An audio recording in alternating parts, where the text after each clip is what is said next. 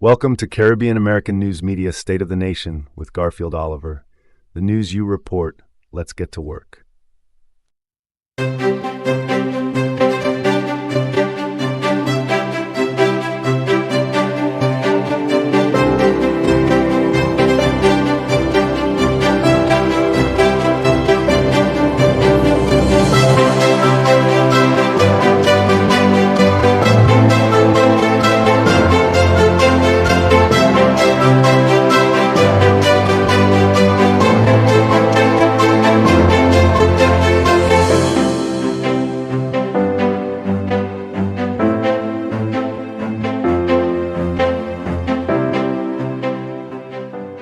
Welcome to Caribbean American News Media State of the Nation with Garfield Oliver.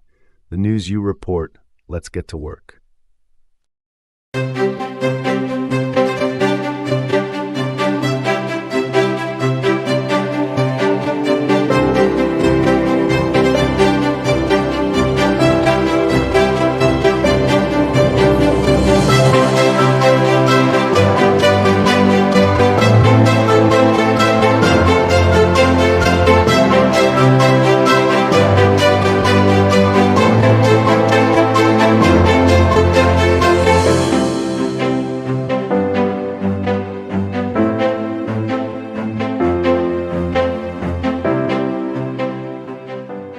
Welcome to Caribbean American News Media State of the Nation with Garfield Oliver. The news you report, let's get to work.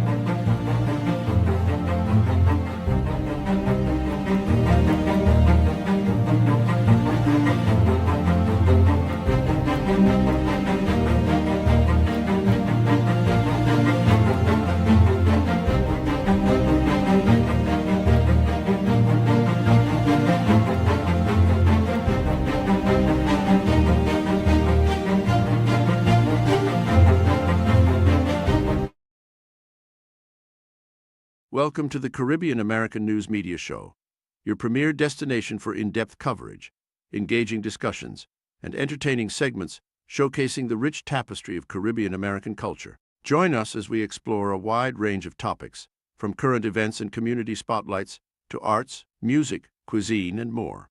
Our show features exclusive interviews with influencers, artists, community leaders, and everyday heroes who are making a difference in the Caribbean American community. Stay informed and inspired with our thought-provoking segments that highlight the diversity, resilience, and creativity within our community.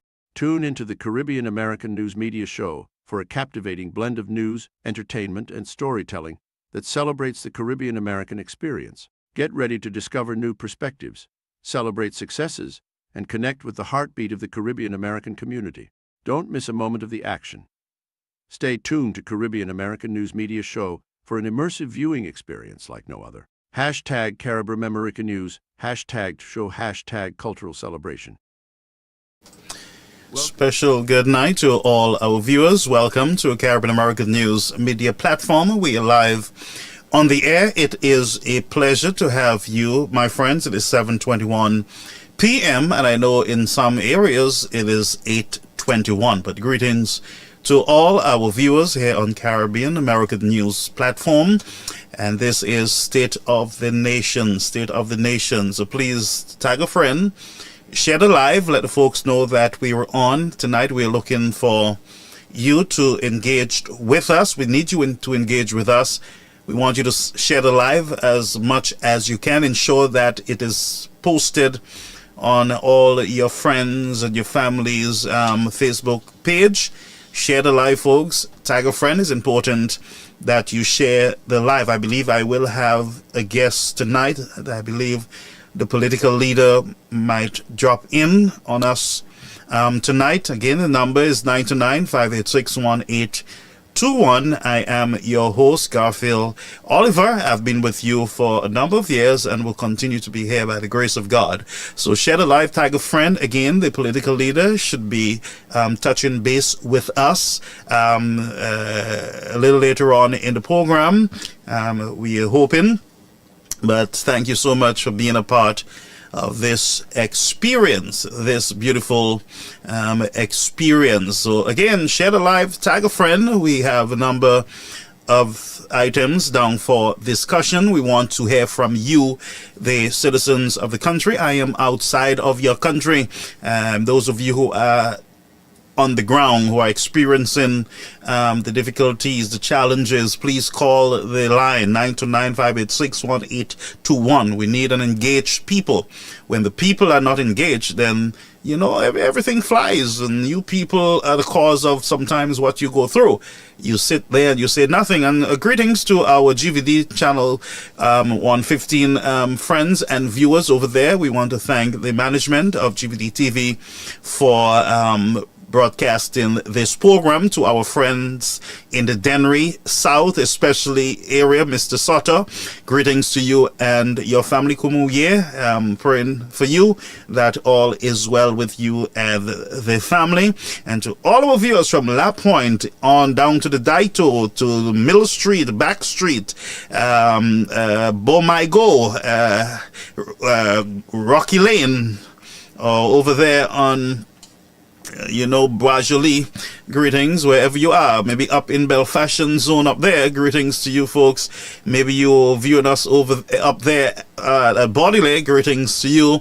That is Denry. Also to our viewers in La Pointe, in what you would call that place, Poilé and Miku. You also have Lacaille, Limier, Grand Ravine, Grand Rivière, Deneriver, Olio, La Pelle or La Pearl, it depends on what country you're from.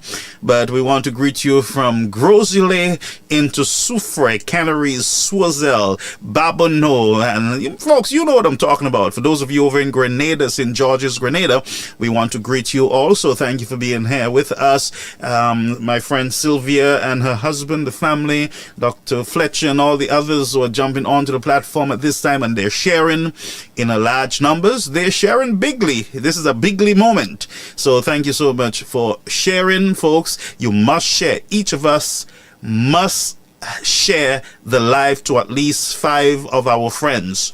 Share the live, tag a friend. That's how our message go forward. All right, that's how we get our message forward. So let's get right into business. Again, we want to greet our viewers over there on GVD TV, channel 115. All right, that is Flow. All right, so let's go right into our experience. And we have friends over there in Trinidad, Barbados. I've been looking at the numbers and the stacks, and it shows that we have a broad reach on this platform. And I want to thank each and every one of you for sharing, for inviting your friends. Good night, Arnold. Inviting your friends to view the platform. You got to share it. That's how we become relevant. That's how we make sense. When you join with us, partner with us in getting this platform going. All right. Richard said that I should block all the hacks in order for him to stay. Folks, we need to talk to other people, and you know, when they come and they give MIP, we try to discipline them by blocking them or something like that. Our administrative people will take care of the blocking. They're very patient, they're long suffering, and so it will take them a little time to clean it up once they see individuals violating you guys onto the platform. Then, you know, they try to step in immediately now. So you are in the right place. Okay.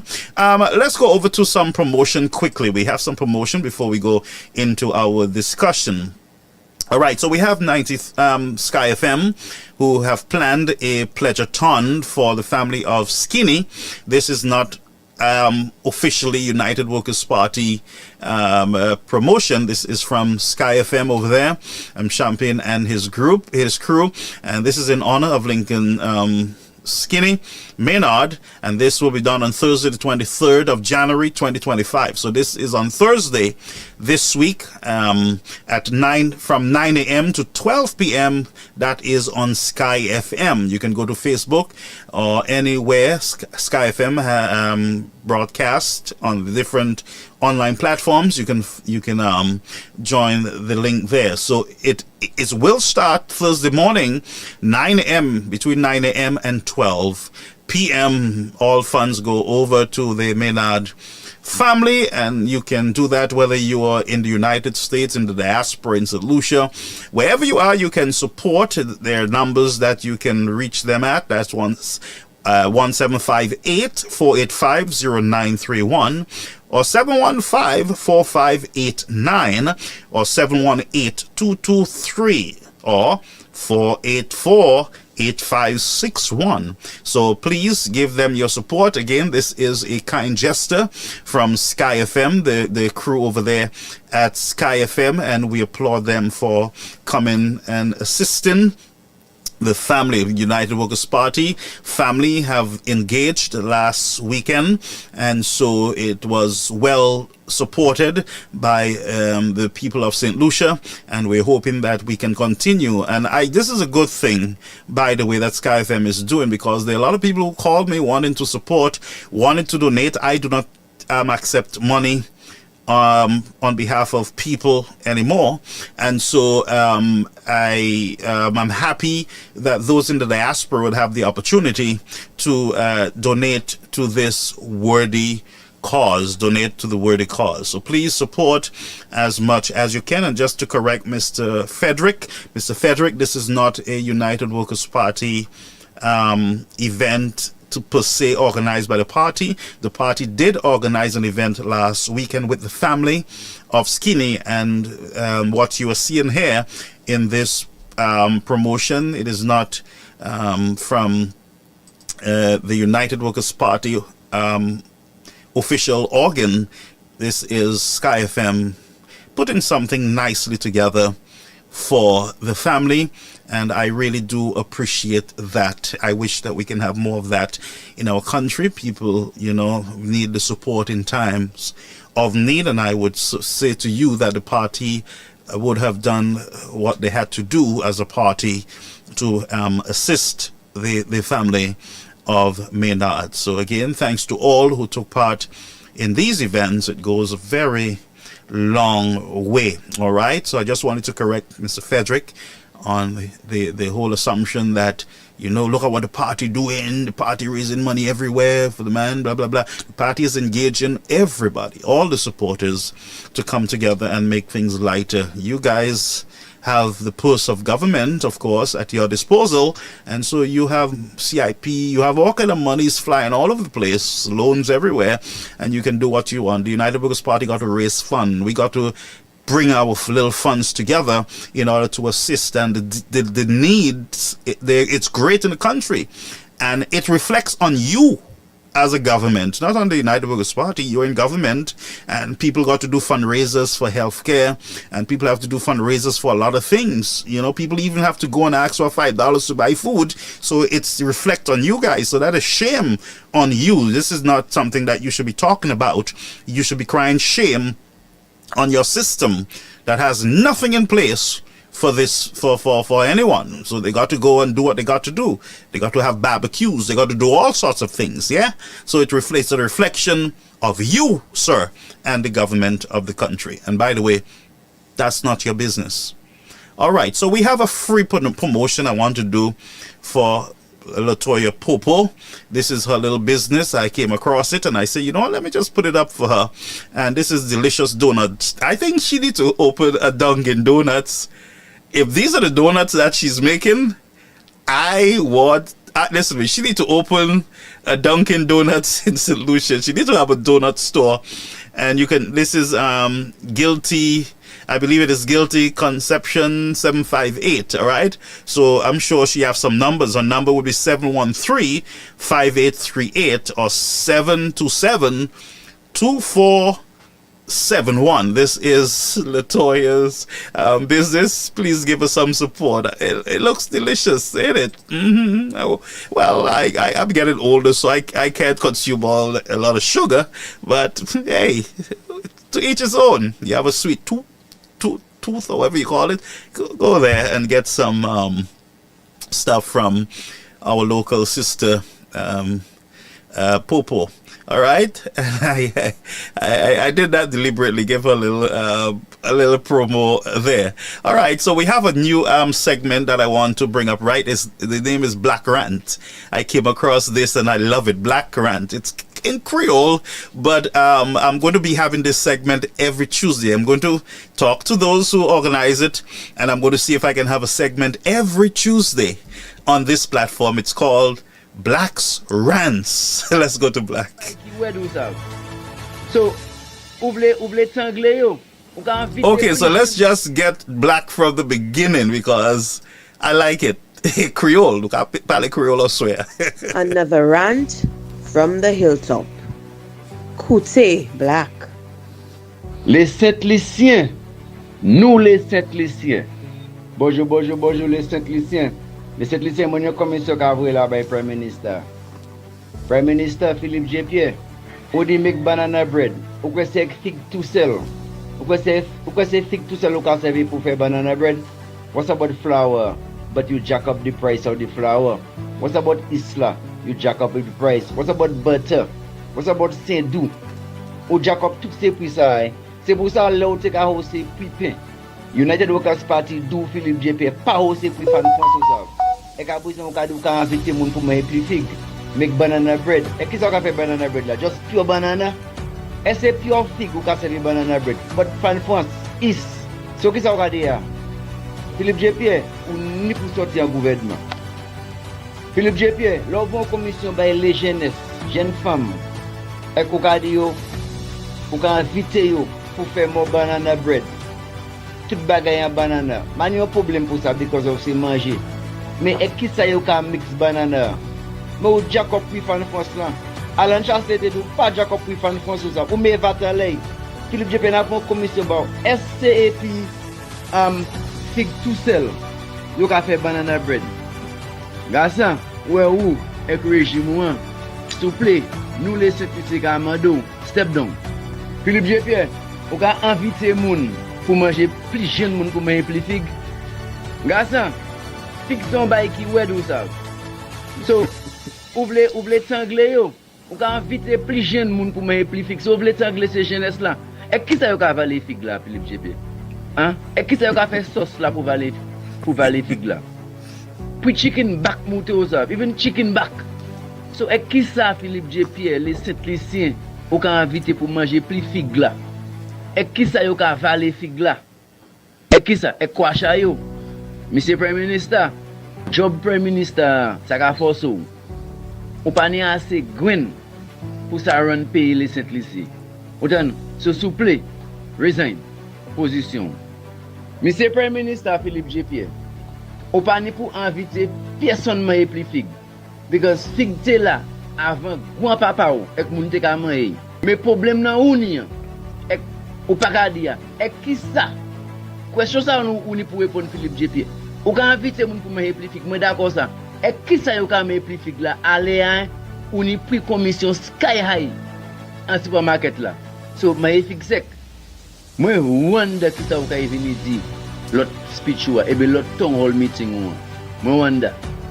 Ekouten yon problem Philippe J. Pierre, pou miye town hall meeting ou, anjou adwesye se moun nan, nasyon, ki manye gouni, peya, an crisis an ba ou. Ou ka ridicule moun ka di kwa, cost of living, cost of living, cost of living, me yi high, cost of living nan high. Wano, ek ki sa yo ka maye fig la? So, ou ha prove man ou, si ou as a prime minister ka invite, pli jen moun pou manje pli fig, ou avwe komisyon ador bay les Saint-Lucien. Les Saint-Lucien, brisk hot, ay ka evini wed, manje pli fig. Manje pli fig, mwen vle sav, lot speech wa ki sa wakay di moun. Est yo kay manje fig ek manje kou. Talè moun do kay di moun, ache manje kou pou manje fig la, because yo pa sa wafod pwisa lezon an supermarket la. And folks, that was our black rant. It's funny.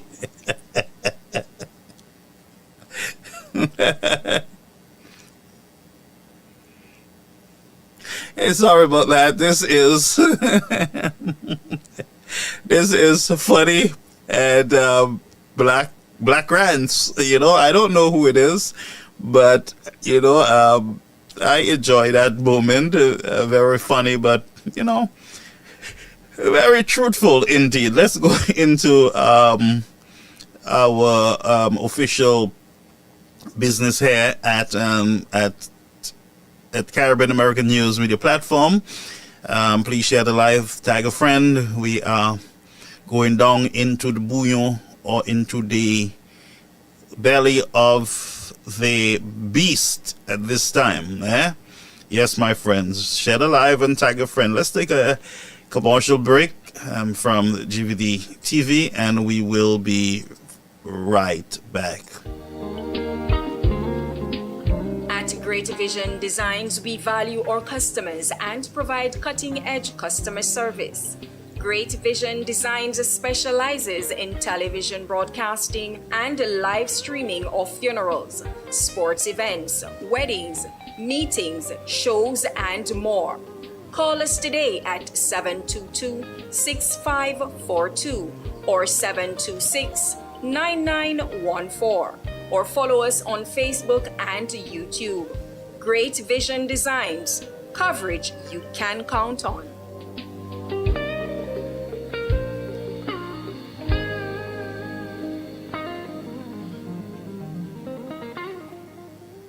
Yes, my friends, and that is GVD TV, channel 115. Okay, so let's go on with the business of the people, right? We're sticking with the business of the people, and I'm praying and we're hoping that we can keep you, our viewers, focused on the many issues that are before us in the country.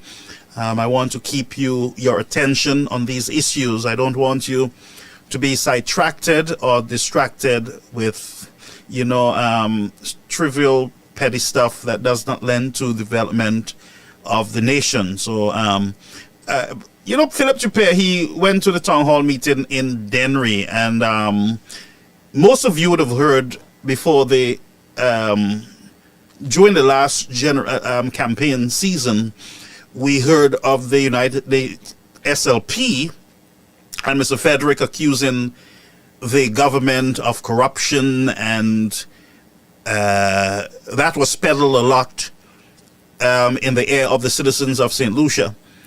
to the point that the Prime Minister, the leader at the time of the opposition, Mr. Philip Japere, promised St. Lucians that he is going to go after the corruption in government.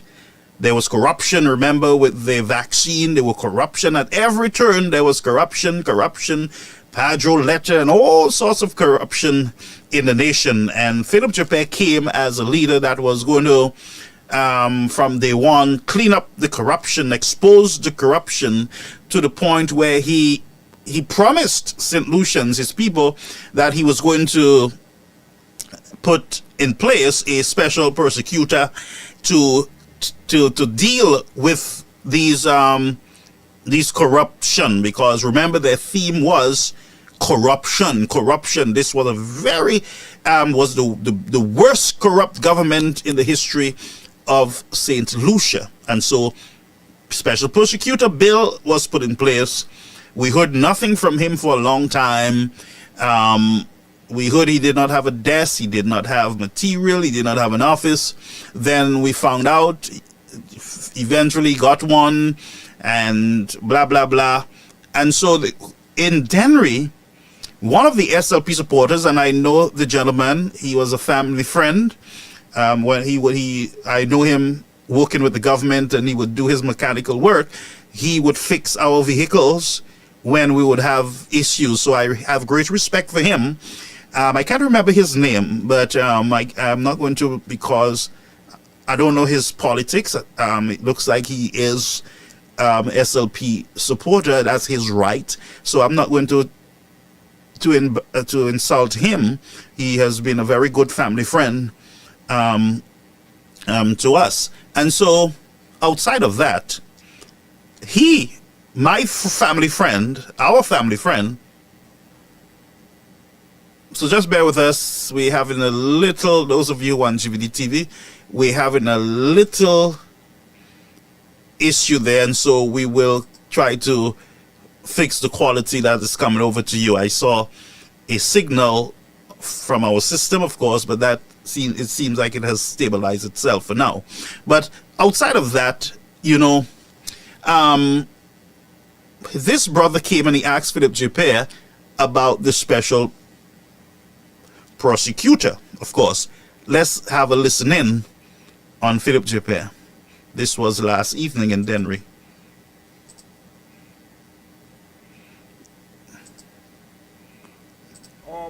Okay, let's just get this back from the beginning. Your party has appointed a team or prosecutor, I don't know how many.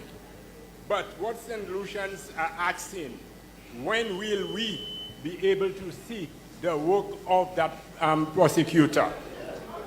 We want to know, because failing, if nothing has been done, it will just be politics as usual. We want to know what is going on. Thank you.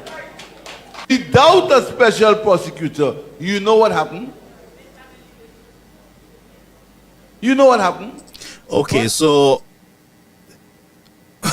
let's just talk a little about that, because we have police story to get into at some point. We have a lot of serious issues. This one, it is serious, because remember, the same Philip Japere and his team told St. Lucians that there was so much corruption in the Alan Chastney administration that he got to put something in place. By the way, good night, KKRR. Welcome, my brother, to the platform. All right. So he's saying, look, all these messed up things are happening, so we need to put something in place. So he sold that to this brother. That's why the gentleman is asking him, what happened? When are we going to get something with the special prosecutor? When are we going to hear something? Because if something don't happen, it will be politics as usual. In other words, the guy is saying, you told us that there were corruption in government. You are in government now. You're going into your 4th year. By the way, this government is officially a lame duck government. A lame duck government is a government that they're just burning time because they do not have enough space, enough time to implement any major project, basically, because of the time that they have left in government. Now, this is a very serious place to be when it comes to campaigning your politics. If you're in government and you are at this point in your stewardship of the nation, then you're more almost like a lame duck type government. Not a lot of major stuff, serious development can take place during this period of time. So you're looking at a lame duck government that is distracting themselves with childish, petty stuff, basically. So let's go back to what I was saying before we move forward. So this SLP supporter, our family friend, is asking him to account to them now for what he, Mr. Pay, and his guys told them that was happening. Yeah? Now, this is the dangerous thing about declaring corruption in a country when you'd have no solid proof that there is corruption. This is a very serious and dangerous precedent to be set in the country. You are conditioning the minds of the citizens to distrust their government. Yeah? And that's why you got to be careful in just saying corruption, corruption, corruption. We know we have major issues in the CIP. The evidence that we have seen, it is saying to us that there is some form of corruption going on in that CIP unit. That in itself, we must look at it. The UWP administration going into the government will have to look into the CIP office and report to the citizens so that you can clear their minds. You can put them at ease. Now, you can't just go in and let's say you don't find any corruption, everything is good.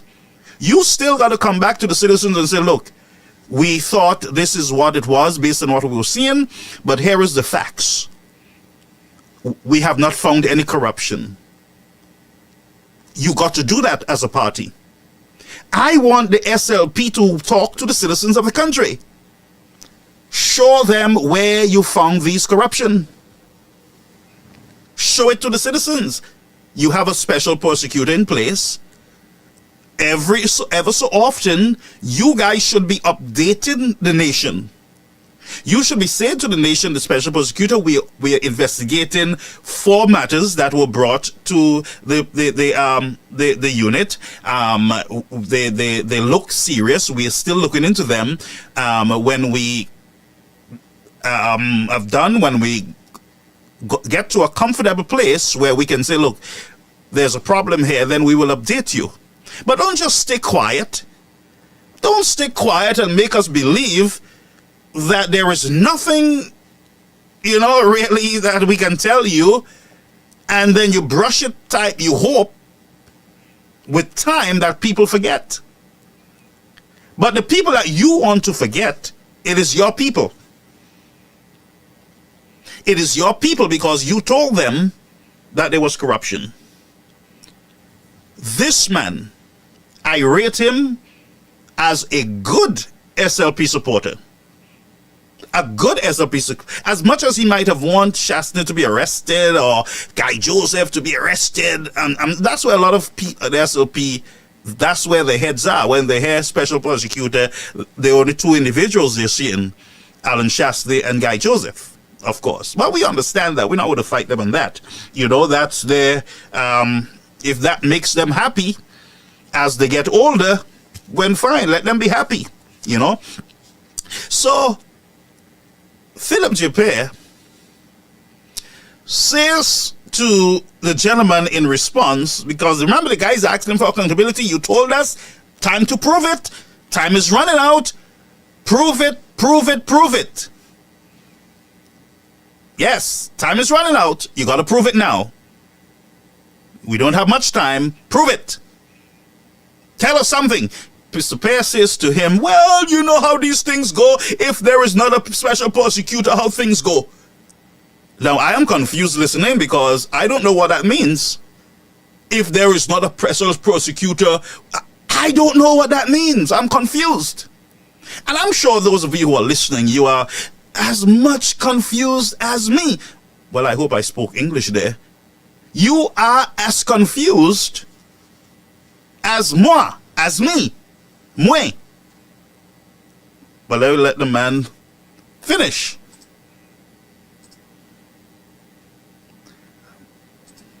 Okay, we gotta hear him. We do not believe in vindictive. Okay, let's go back. Your party has appointed a team or prosecutor, I don't know how many.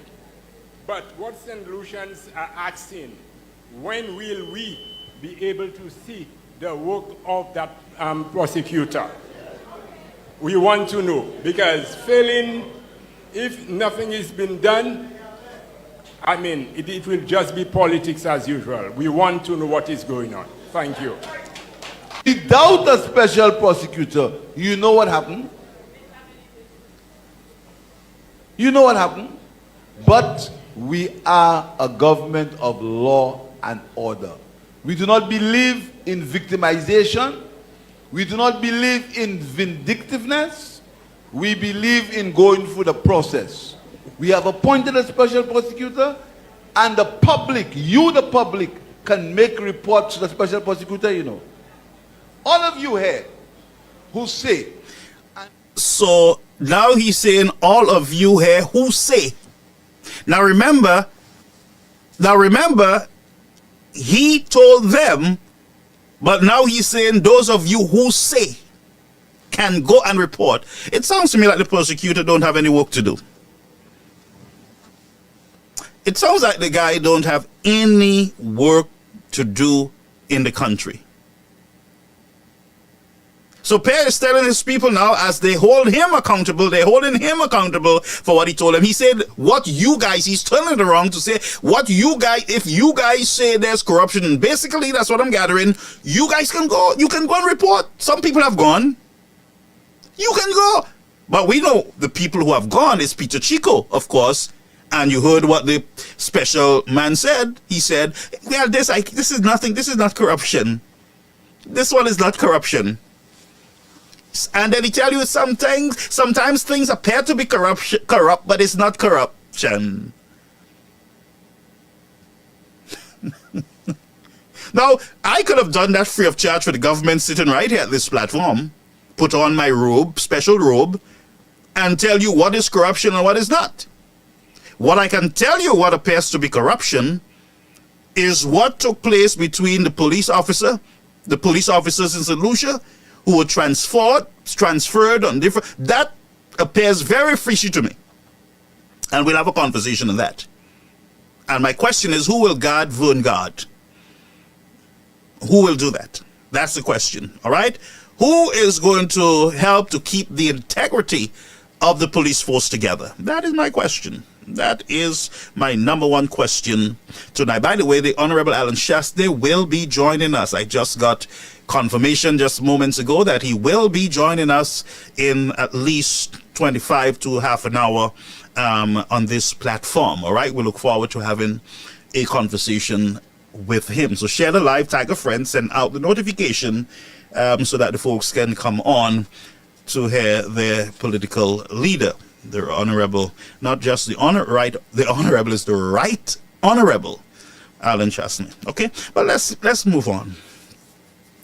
So there you have it, folks. Your special prosecutor bill. You're spending money, but the government is saying, please go say something. Just go to him, tell him what you say is corruption. Tell him the corruption you're talking about. Go and show him. You know, some people went, so just show him. All right. Okay, so there's something here I want to address. Also, the housing people there in St. Lucia, NHC, the National Housing Council, or whatever you want to say, housing development, whatever it is. You see, when you have certain people leading your government, your country, certain characters, you will expect anything in any arm of government that they're watching over. or they are placed in as the head or the leader or the minister, you will expect some sort of confusion, because some of these people are vindictive, they are petty, they are childish, and they do not know how to heal. So you will have a squabble with them 10 years ago, they don't know how to drop it. They will die with it on their heart. A political party would have expelled them, whatever it is. They will go to their grave talking about it. Mad! They will burn down the whole shed. And you build it back, they will burn it again. And they still will not feel good that they have burned the shed. They will keep burning until they can't burn anymore. When you put people like that in your government, whole causa pakai bon. All right. So we have an issue with a few, maybe 3 ladies who were given notice by this housing agency saying that, look, we don't need you guys anymore. We'll compensate you. We don't need you to work with us anymore. Blah, blah, blah. That's it. Your position is no longer available. Bam, that sounds like you are being fired. Right? Sounds like you're being fired. Well, those of you who received the letter, of course, you take it as being fired. If you're no longer going back to the job, you can't go there, you are no longer working there, of course. You're fired. Let's listen to a report from DBS, and then we will listen to the Minister of Housing, Mr. Richard Fedrick. Has accused the National Housing Corporation, the NHC, of unlawfully dismissing 3 female employees. On Monday, the NWU wrote to the Labour Commissioner, Joseph, requesting his intervention in the matter. In the letter, the NWU stated that on Friday, January 10th, 2025, 3 employees, Ramina C. Marie, Marcia Nelson Joseph, and Juanita Bino, were handed termination letters indicating that their positions were being made redundant effective immediately. The NWU argues that these dismissals are unlawful and violate both the Labor Act and a collective agreement between the NWU and the NHC. In response, the Labor Commissioner immediately intervened and held a meeting with both parties on Monday. As we brought to his attention that the union was not engaged or consulted at all in that action that was taken by the National Housing Corporation. Having received that information and that correspondence from us, the Commissioner immediately intervened, like I said, and summoned both sides to a meeting yesterday afternoon at the Department of Labor, and we should be getting a formal report from the Commissioner shortly. The NWU is currently awaiting a report from the Labour Commission, and while it is refraining from speculating on the reasons behind the dismissals, the NWU has expressed concerns that if left unaddressed, the action taken by the NHC could set a dangerous precedent in the country's industrial relations environment. Attempts to obtain a comment from the National Housing Corporation were unsuccessful. Well, of course, it's going to be unsuccessful if you're going to be trying to get any statement from them. But I will tell you, Mr. DBS, how to get a statement from the NHC. Just go on Mr. Fedrick's show and he will call Natalie. Yes, I just remember. Very easy way to get an answer from the NHC, Mr. DBS reporter. Go on Can I Help You? And let him help you call Natasha. Natasha will give you the full scoop. Don't forget, very easy to get her from there. But if you're trying to get clarity outside of that platform, then hold call Pabo DBS. You understand what I'm saying? And that's why I say to you, when you just put people into your government because you like them, and because they give you a house or a car, then this is what you get. So I would suggest, DBS, that you call Natasha. Hello, Natasha. You better answer your phone now. Mr. DBS reporter is trying to get some information, of course, because you're the best person that we can think of that would be able to give information very quickly. Yes, Natasha, whoever you are, Natasha, please help DBS to get some information. So these 3 women were sent home, and the commission is saying, look, this is wrong. You guys have no manners, basically. You guys just went behind our backs and knowing that we represent these people and just give them letters and send them home. Not even a discussion with us. This sounds exactly like, you understand what I'm saying?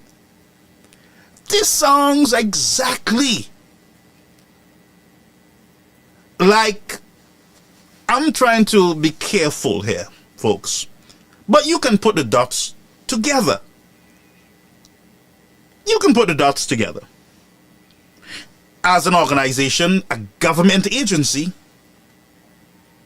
you think that the government agency would abide by the laws of the land? You think that they would have a relationship, of course, with the other arms of government? You think that they would engage the Attorney General or some legal mind? Because it seems to me that whosoever is saying that they're a legal mind, that why are you making all these errors as a legal mind? Why are you having to correct stuff as a legal mind? Things that you mean, little 1 and 2 things you could have just called and sent a letter over to the whatever agency or unions that are representing these people, or the labor commission. Ask for guidance. You have these 3 people, you're going to be laying them off, you no longer need them because you're downsizing, or you're just trying to restructure. Now, I would think that when you're restructuring, most of the times, or downsizing, it means that you have a problem financially and you're trying to make it more lean. I thought the government minister said he sold the land and they have a whole set of extra money from the property to take care of the runnings and everything else. We have extra money. We send the Bonan's land, and so we bought a building, and so everything is good. But almost 4 years in, we have to restructure. We have to reorganize. And in order to reorganize, we have to fire these 3 people. We got to get rid of their positions. Well, we give them, I told the people to ensure that we have enough money to pay these people off, but you didn't ask the agency or the unions or the labor department to give you guidance as to the way forward, but you knew exactly how much you were owing them. But you did not know that you had to make that call or send that letter over to inform the union or to inform the Department of Labor that we're going to be laying off. We got to lay off some people, and these 3, we want you to look into it, give us some guidance how we can do this, in a legal manner. What was the hurry to get these 3 people out of that NHC? Why Natasha was not on that list? A question, Amade. Why Natasha was not on the list? That's just a sidebar. But you would expect that. But let's listen to the Minister of Government, I believe on Monday at a press briefing, all right? Listen.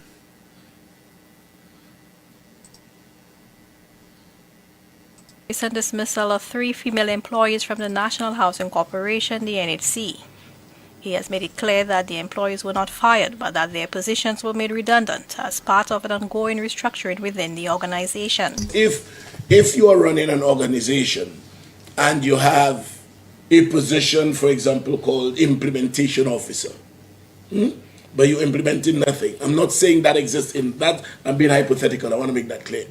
Now, let's just, but Mr. Minister, you don't have to make anything clear in that matter. We know you said you're all restructuring. So what is going on over there, basically? What is going on over there at the NHC. We really would like to know, especially that you have sold our Bonan's land in order to ensure that they have their own housing. So you would think that they're saving money. They're not owing any loans for houses, for their property, their office. Everything would have been nice because, I mean, this is the sweetheart deal at the Bonan's land. You give away the land, you have to get a building from one of maybe, I don't know who friends or who it was, or a lawyer friend or whatever it is. I don't know. I'm just asking questions.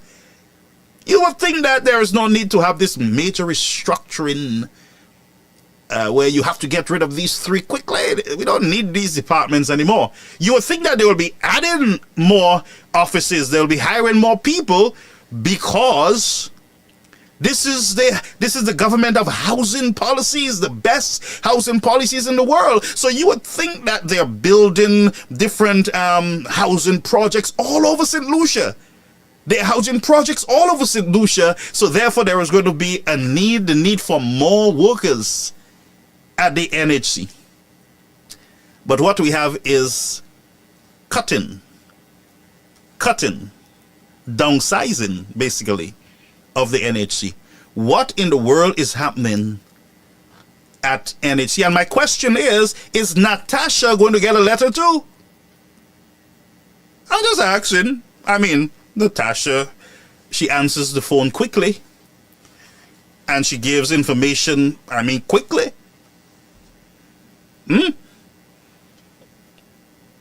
So, is she going to be on the list, Mr. NHC? Well, let's listen to Buddy.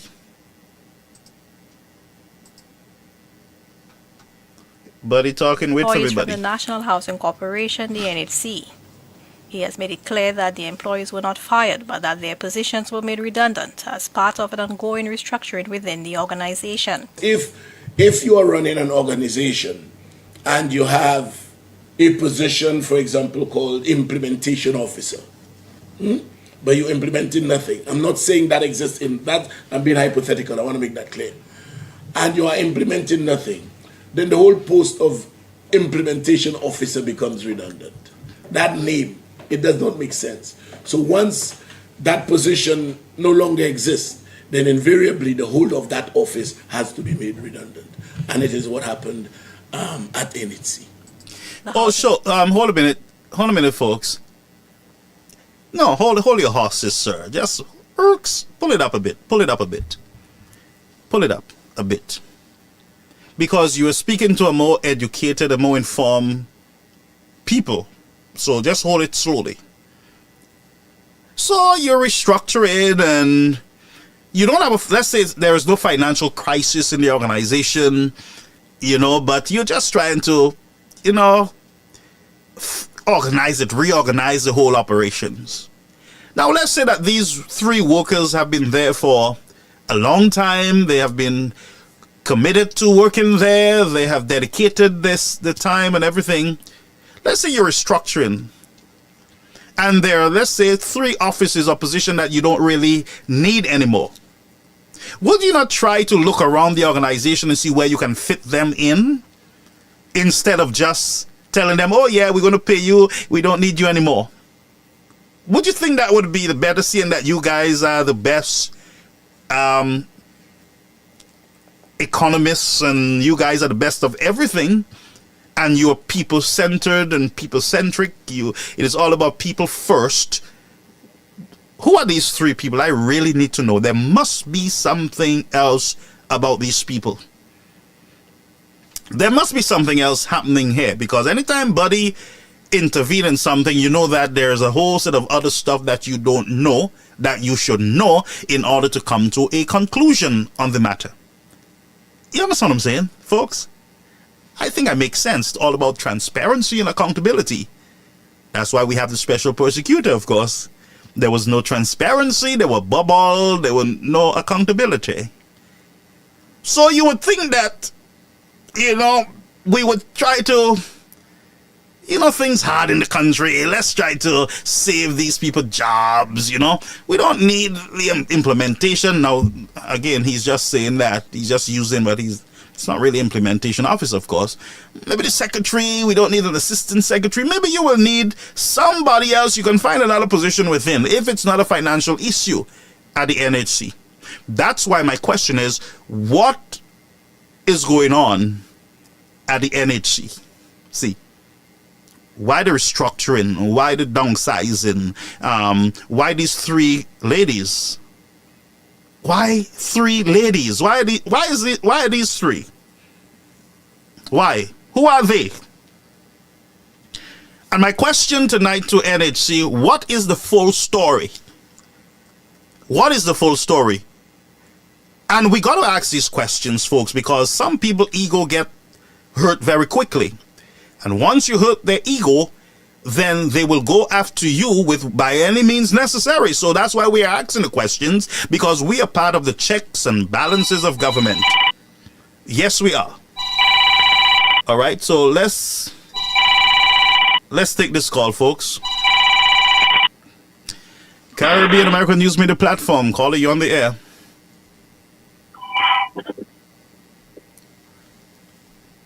Yes, sir. Yes, good evening, Pastor John. Good evening. You're on the air. Pastor John, in the clip that you just played, where the minister would say that he was being hypothetical. Yes, he was. There was no need to be hypothetical. And use the example of an implementation officer. Right.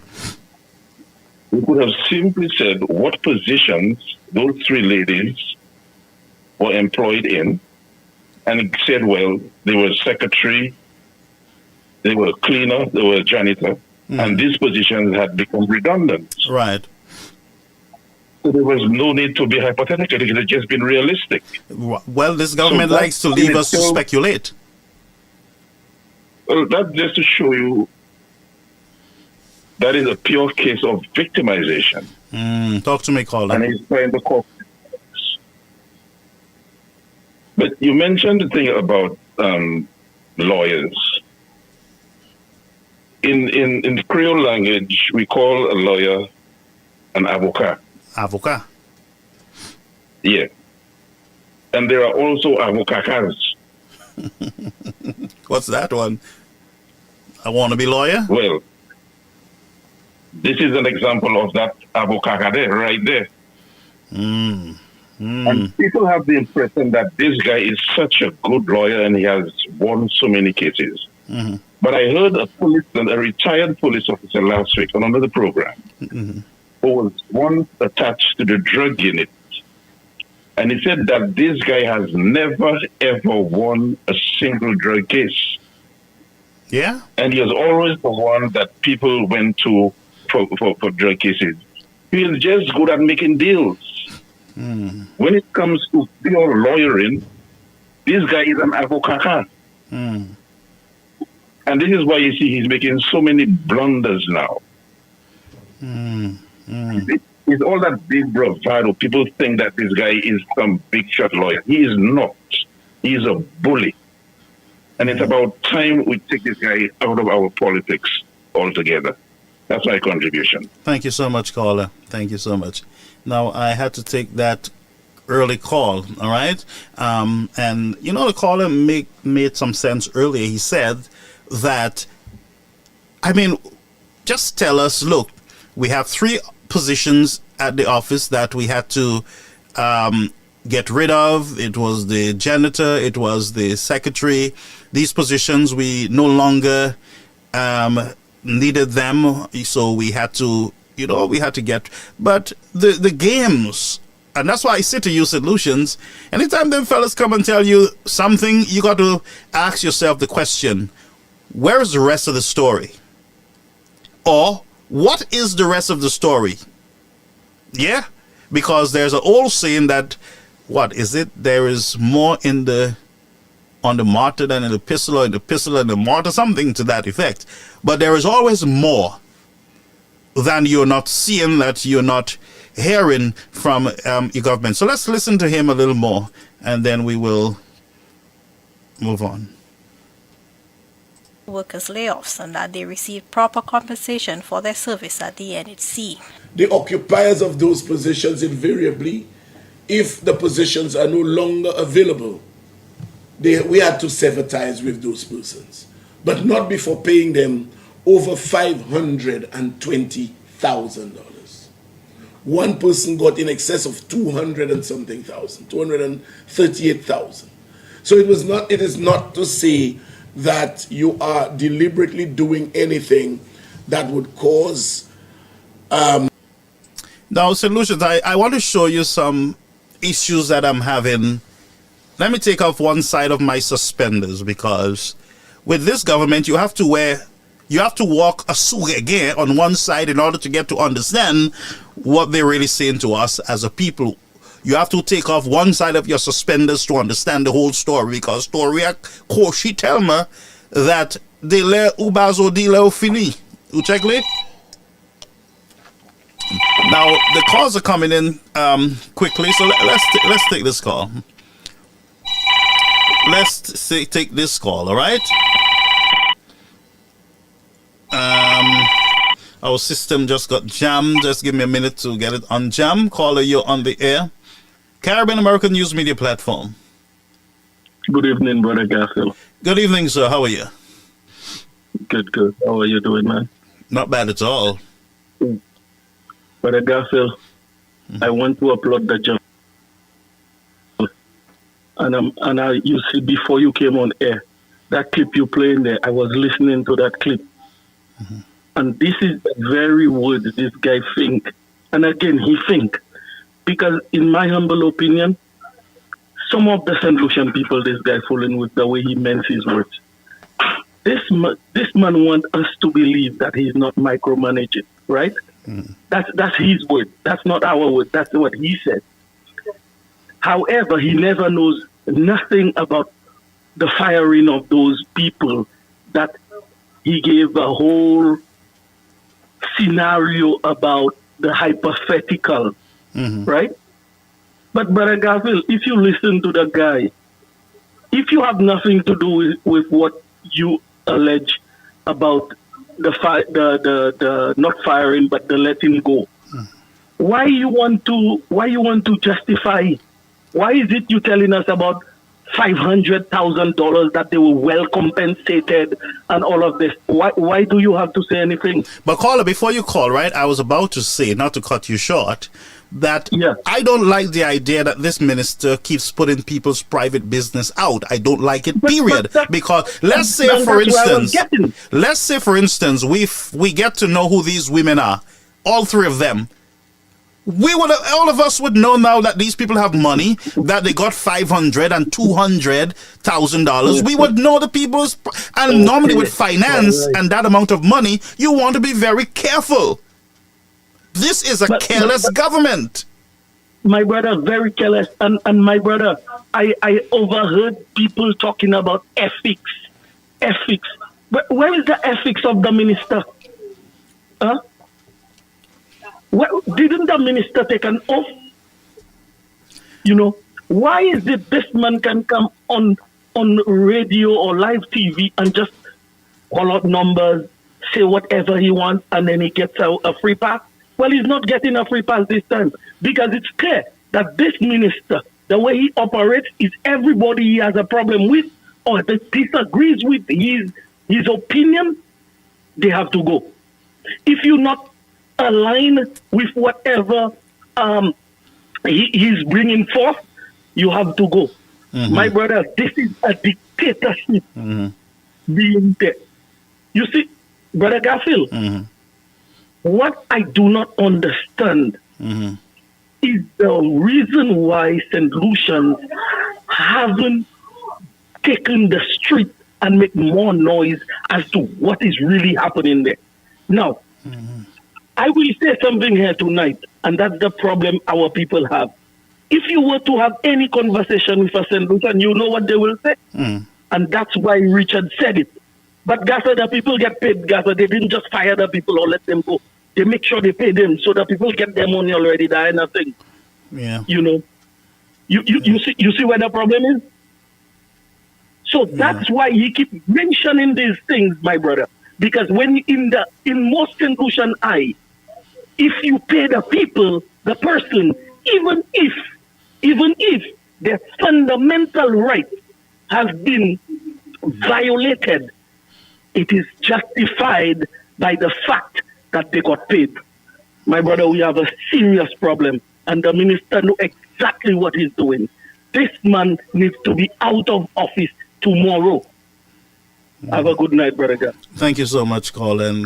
The caller makes a lot of sense. Let's listen to the minister as he finished that statement. Because, invariably, life must go on, and it may cause a certain degree of mental instability.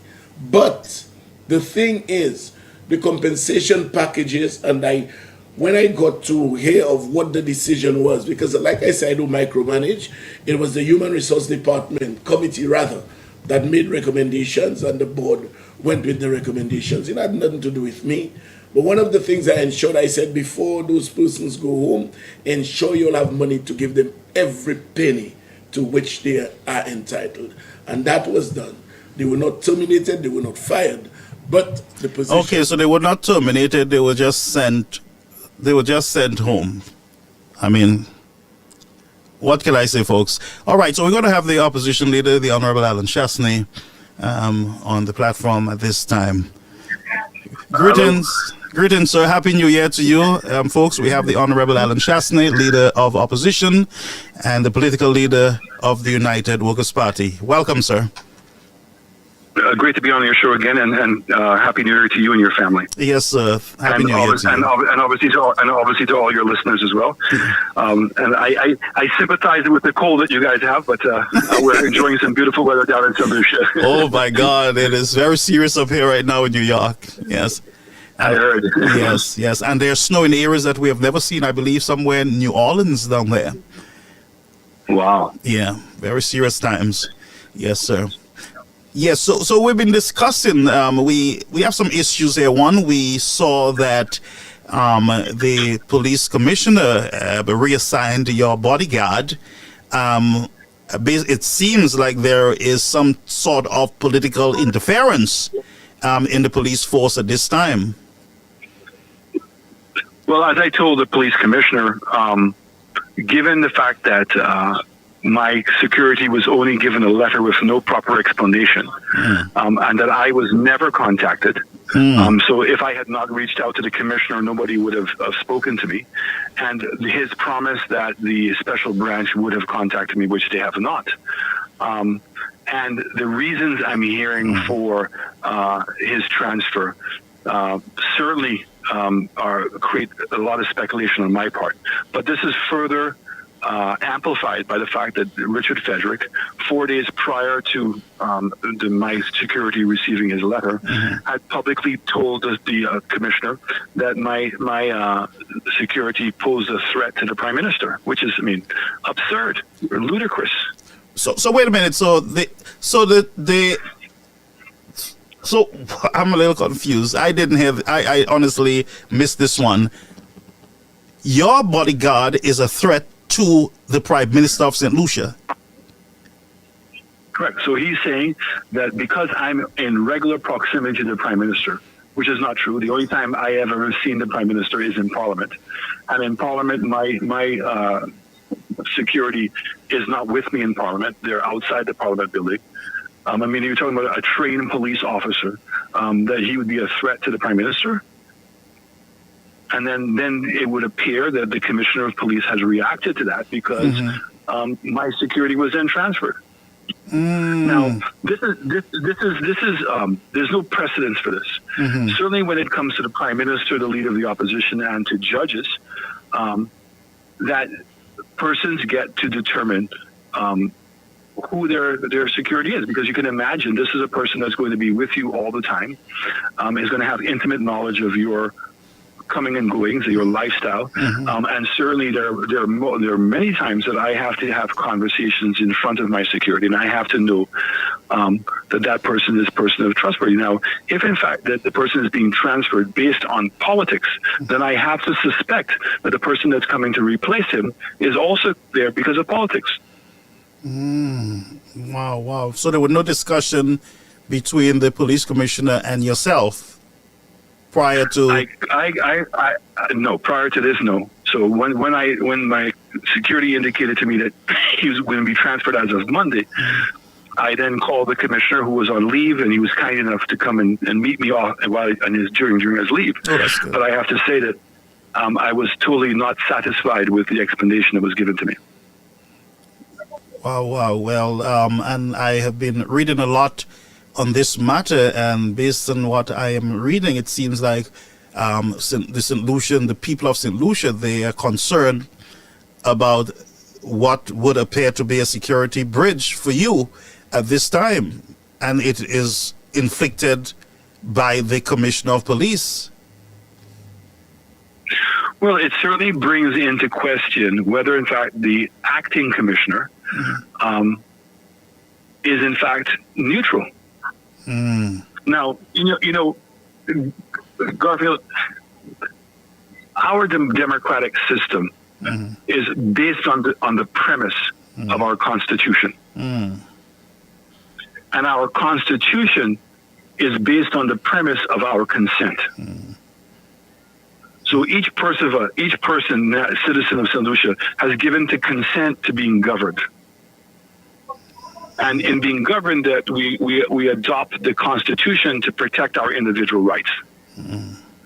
Now, in order for that to work, it means that there has to be checks and balances in the system. That's right. So one of the critical checks and balances is that there are positions that we call constitutionally protected positions. So a permanent secretary is constitutionally protected. We cannot fire a permanent secretary. And that's to empower a permanent secretary to always do what's right. The Commissioner of Police is a constitutionally protected position. The DPP, the Auditor General, right? Judges themselves are constitutionally protected, and their independence is protected. So when people who hold those positions do things which causes us to doubt, to question whether in fact that they're acting objectively, speaks to the failure of the checks and balances. And when we have a failure or breaching checks and balances in our democracy, we don't any longer have a democracy. So this is very deep. This is extremely instructive, particularly when we see how the government has handled CIP. Right.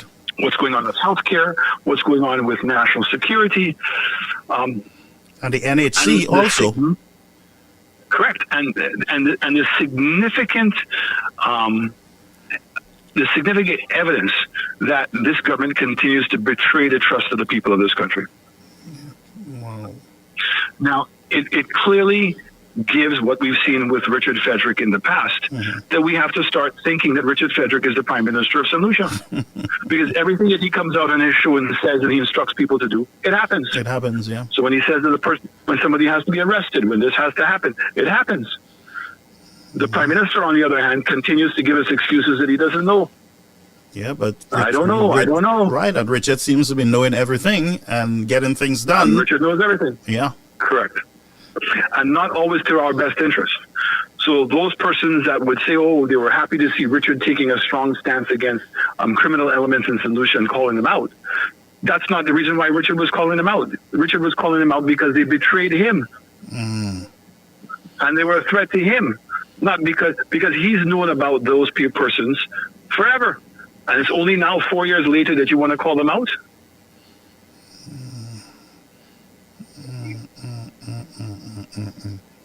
Wow. So, I heard you in a press conference earlier today. You were reading a letter from the lawyer of your bodyguard, and they have engaged the police department there in St. Lucia, and they are seeking answers. Correct. Right. So, And I'm hoping that the Police Welfare Association and I hope other right-thinking solutions are going to let their voices be heard on this issue. We can't allow this to go on. Wow. This is, again, Garfield, why I said, there's a couple of things I said in the press conference today. So, and I told the commissioner the same thing. I said, the permanent secretary of tourism has not approved my incentives for my hotel. So my hotel is 20 years old. We're bringing new furniture in, and we applied since May of last year to get approval for incentives to bring in the furniture duty free. That's not happened. And she's telling me that it's not political. Okay? I applied for a diplomatic passport, which I'm entitled to as a leader of the opposition. It took them 3.5 years. 3.5 years? Yep. And they said they eventually found it in a drawer. And they told me that it's not political. Then I have a situation where a judge, as you remember, recused himself from my cases and was transferred. And the Chief Justice has told me that this is not political. These all are politically motivated, okay? And I'm saying to all solutions, yes, I'm a big man. I can protect myself, and I've been trying my best to protect myself. But if they're prepared to do this to the leader of the opposition, what about everybody else? That's right. What is going on? What is going on that we don't even know about? Question. Yep. Right? And when the Labour Party, and you're hearing it, your listeners are hearing it, the Labour Party is going around and offering money, $500 here, $1,000 there, water tanks here and there. What are they trying to do? They're trying to buy support. Why are they having to buy people's support? Because they're not delivering in the country. And I hope and pray that people are not fooled by that. Because there's nothing for free in life. You know that. That's right.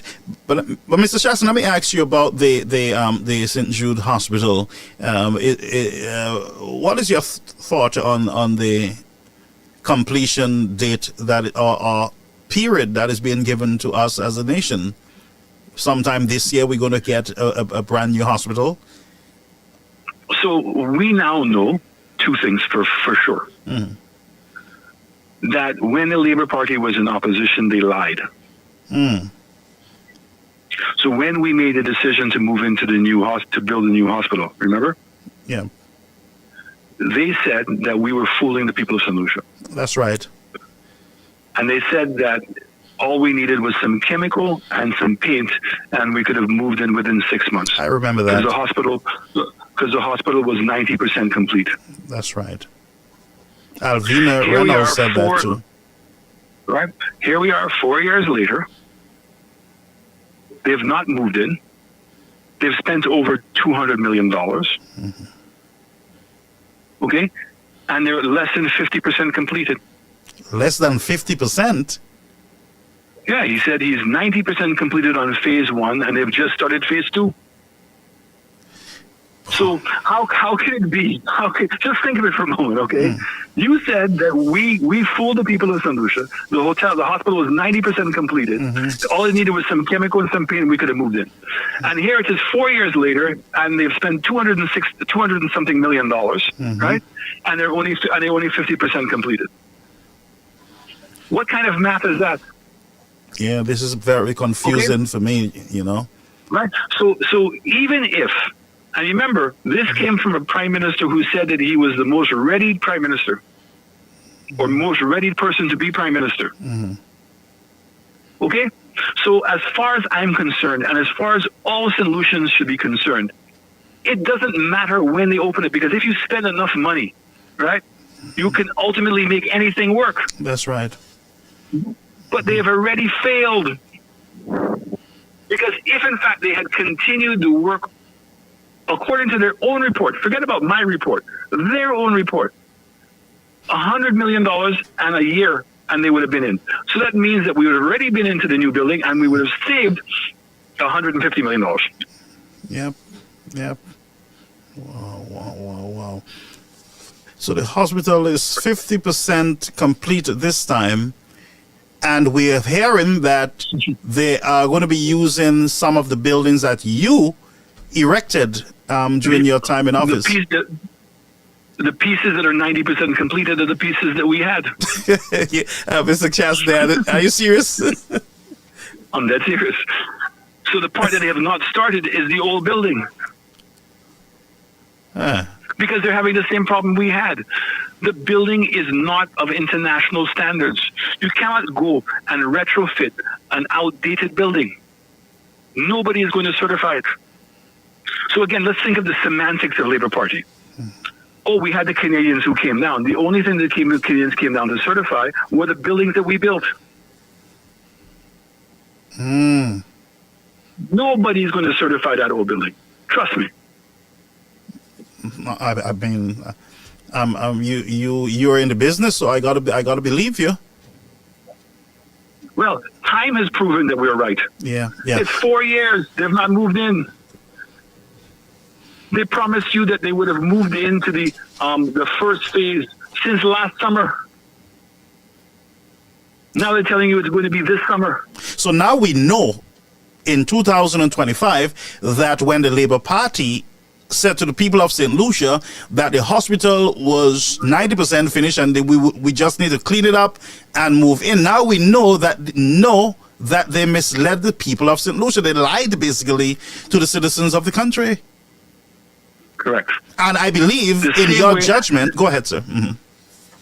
And the same way that they made all kinds of allegations of corruption. They said there was corruption in the housing projects. Now the minister has had to eat his vomit. And that is well on the way now.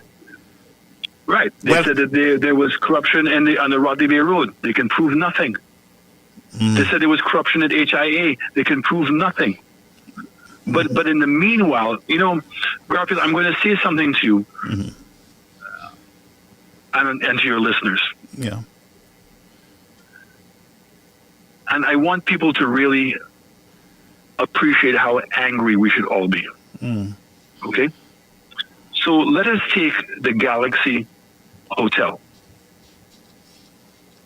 In 2019, we signed a contract with Galaxy, and we allocated $220 million worth of passports for them to sell to contribute towards the hotel.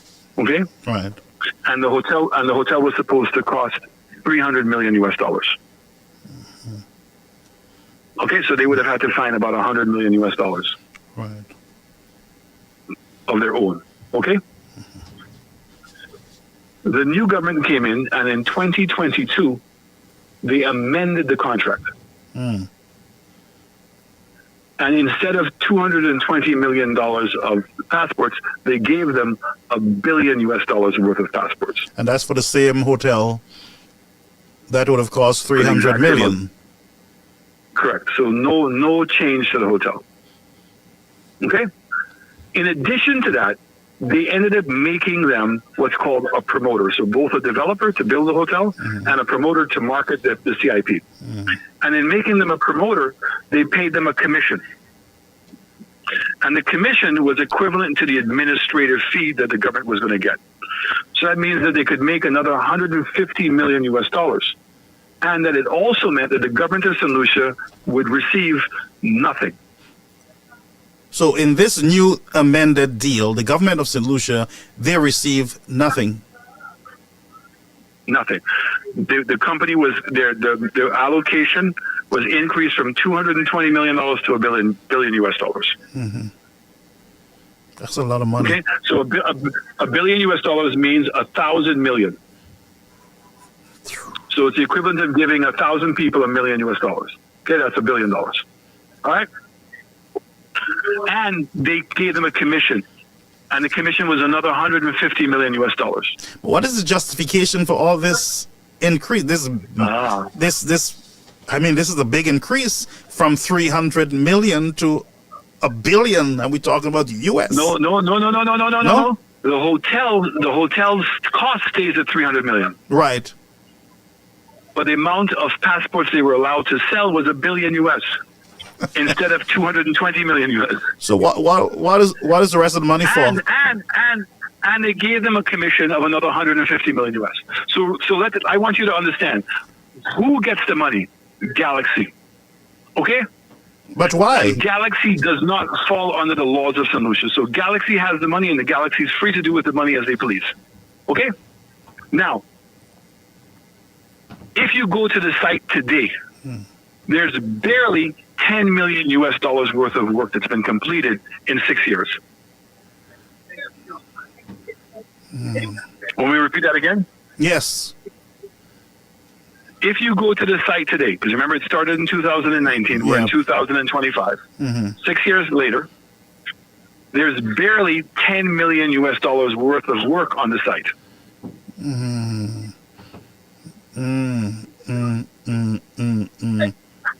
Okay, now, the government then turned around, not the government, the Minister of CIP turned around and engaged Galaxy and borrowed 100 million US dollars from Galaxy. Borrowed? To do infrastructure work. 100 million US dollars. From Galaxy? 100 million US dollars. And the Minister of CIP agreed to repay Galaxy 600 million US dollars. Oh boy. Okay? Now, they allowed Galaxy now to collect the sales of the passports, the 600 million US, directly. And the only thing that the applicants had to do to get their citizenship was prove that they paid the administrative fee, not that Galaxy completed the $100 million work. And Galaxy did not have to repay, did not have to pay the government the $100 million. The $100 million was repaid, right, to the contractors.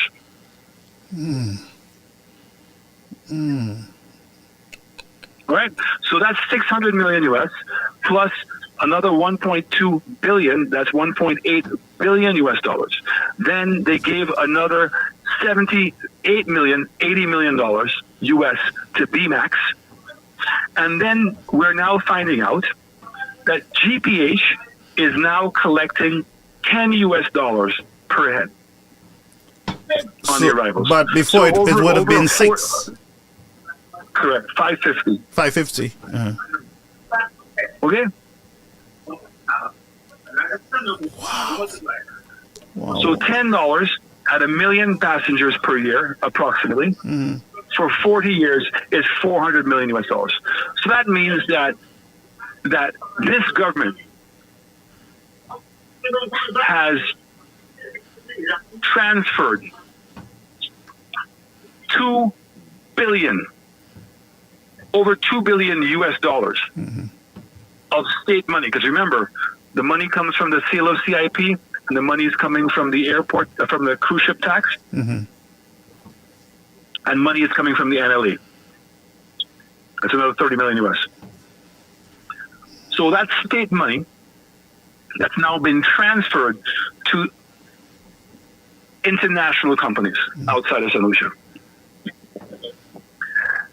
And we are here. We have the worst healthcare system.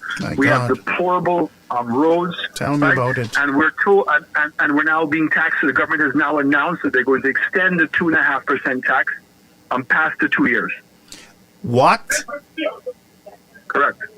Oh boy. So while they're giving away all this money, right? They are taxing us. We have the highest gas prices. We have the highest cooking gas prices. Okay, we're having to pay the highest duties. And there's no adjustment being made for the people of St. Lucia. At what point are we going to say enough is enough? Yeah, I mean, this is breaking news, Mr. Chastney, that they're going to extend this 2.5% on the people of St. Lucia. They are already breaking under the pressure of that thing. Correct. Well, I'm hoping that when we call the people of St. Lucia to come out, right, and to protest this, and to stand up and say no to this government. And if we don't realize that we have to come up and we have to let our voices be heard, because that's the only thing this government is going to be listening to, because they are misplacing our silence with consent. Yeah, but people must stand up. Must stand up. Yeah. So whatever support I can get from you, I'm happy to provide you, as usual, with all the evidence of the information I've given you tonight. Yes. So that you can have a full appreciation as to how much money of taxpayers' money, resources from the state, have been siphoned from the coffers of this country and given to GPH and given to Galaxy and given to BMAX, okay, and given to a whole bunch of contractors. My God. But I want to thank you too for being willing to share with us. Even tonight, I want to thank you for calling, and we the people will stand up. We will stand with you. We'll stand with the nation, because the nation needs, us to stand up on their behalf, especially those who do not have a voice. The poor families who are dying at our hospitals and struggling at the grocery stores, we got to stand for them. And I want to thank you, Mr. Chastney. And I want to ask you one question. Are we ready as the United Workers' Party to challenge this government at the next polls?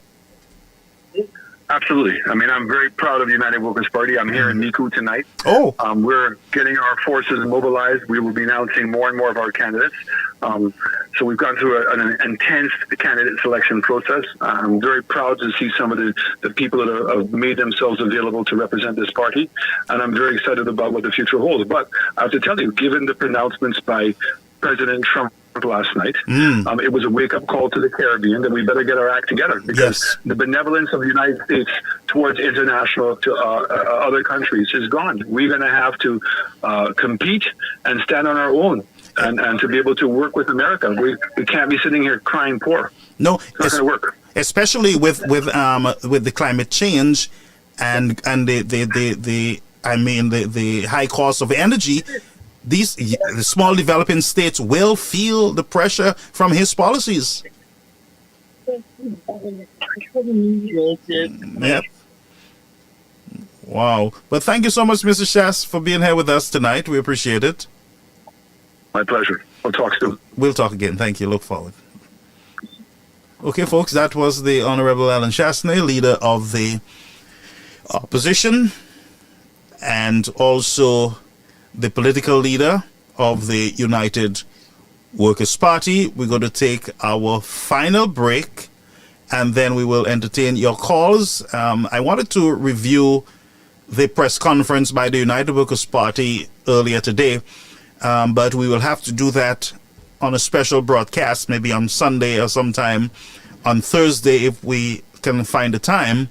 But we do want to go through the press conference by the United Workers' Party. What we heard from Mr. Chastney, folks, there's some breaking news there that the government of St. Lucia, they will be, based on what he's saying, extending the 2.5%. Remember the 2.5%, we were told that it was only going to be for 2 years or whatever it is, but now we're hearing that it is going to continue, and I am sure it will continue into the next general elections, and that, my friends, is kind of frightening. And we also heard from the Prime Minister, the former Prime Minister, his concern for concerning his security detail, where he would have developed a trusted relationship with his present bodyguard, and for the commissioner to be playing this kind of game with the man's life, I believe that it is something that we got to pay attention to as a nation. And we also are hearing that there is this sweetheart deal that Galaxy is experiencing their $1 billion worth of passport, St. Lucian passport, and there is not much being done at the Canals hotel development. We also have not received any update from the government on the BMAX housing development. He said that they had suspended the agreement, but the project will still go on. Based on what we're hearing, there's not much happening there at that BMAX development, housing development. And then we're hearing that the NHC, they are restructuring or downsizing or whatever they want to call it. And I mean, it seems like there is a little confusion going on in the country. The opposition leader also call on St. Lucians to stand up, lift up your voice, speak up, get involved. And it sounds to me, based on what he's saying, that he's going to be calling at some point the people of St. Lucia to stand up and to join forces and protest against the St. Lucia government. That's what I am gathering, that there's going to be a clarion call, a call for all to join together to say to the government, enough is enough. And by the way, this is part of the check and balances of any developing or any democracy. You know, the ability of the people to rise up, to stand up and to petition the government, and to not only petition the government, challenge the government to do better. The power is with the people indeed. So I just want to say, for those SLP people who are all bent out of shape because people like me, we are speaking here, or there are other St. Lucians who are speaking up, they are standing up, for you to think that they're a threat to your government, or they should not be speaking, they should be silenced, they should be moved around or fired or whatever it is, this is bad. You St. Lucians who are studying Trump, mind your business. Your democracy is being undermined in front of your very own eyes. You folks are seeing people's private document, people's private transaction, people's private conversation with government agencies in private are being publicized by government ministers. And you are studying Trump? Whether Trump want to remove the support for the gay and lesbian community, that's your concern. Your concern should be your right to petition, your right to speak, your right of affiliation. Those privileges were handed to you by your forefathers, your ancestors. So mind your business. Your business is in a mess. Now, most of us would have heard of Doreen, who had this swollen abscess or whatever it is on her face that took her eyesight. She struggled for medical care. She was told, look, we don't have the equipment in St. Lucia. We can't do nothing. There's nothing we can do here. Try to get overseas. And the woman is suffering, losing her sight, getting worse day by day. And all our medical system could have said to her is that we do not have the equipment. And you hear that over and over and over again. We do not have the equipment. St. Lucians, that's your business. Because, and I keep saying to you on this platform, today it could be this woman, tomorrow it could be your family, it could be you. Mind your business. You are not minding your business enough, and politicians are taking you for a ride. How many times would we sit here, look at WhatsApp and Facebook, and read the very same and watch the very same news that we just lost a loved one at OKEU because we did not have the equipment, we did not have the supplies, we did not have blah, blah, blah. We don't do that in St. Lucia, and these people are sent home to die. Lucians, that's your business. I'm not your business. That's your business. Calling you on the air, Caribbean American News Media Platform. Good evening, Brother Castle, and good evening to your listeners. Good evening, my friend. How are you, brother? I'm good, Brother Garfield. Yeah. I just got some news there from Mr. Shastney. I'm a little concerned that the 2.5% will be extended. And that the government... Did you hear him say, Ian, that the government borrowed money from Galaxy? Yeah, I'm not surprised, Brother Garfield, because... That one is breaking news for us. It is breaking news, but I'm still not surprised. Because I'm not surprised because this government have to call, this Labour Party government must continue the largest. Do you know that St. Jude Hospital Talk to me. is far, far from completion, yet still the government of the Labour Party is paying a consultant over $100,000 a year? Are you aware of that? No, I have no idea. Silas Wilson, I'll call out his name because the information I'm giving is factual, was appointed a consultant, knows nothing about medical healthcare or medical administration, but just because he's a Labour Party hack and member, job for the boys, he was appointed a consultant. So is he an engineer or he is a specialist? What does he specialize in? Okay. He's not specialized in engineering, nothing like of that sort. But he was appointed a consultant on the St. Jude project, a project now that is in the hands of Reno Kajade, but yet still he's been paid as a consultant with a hospital that over $265 million was borrowed and is far from completion.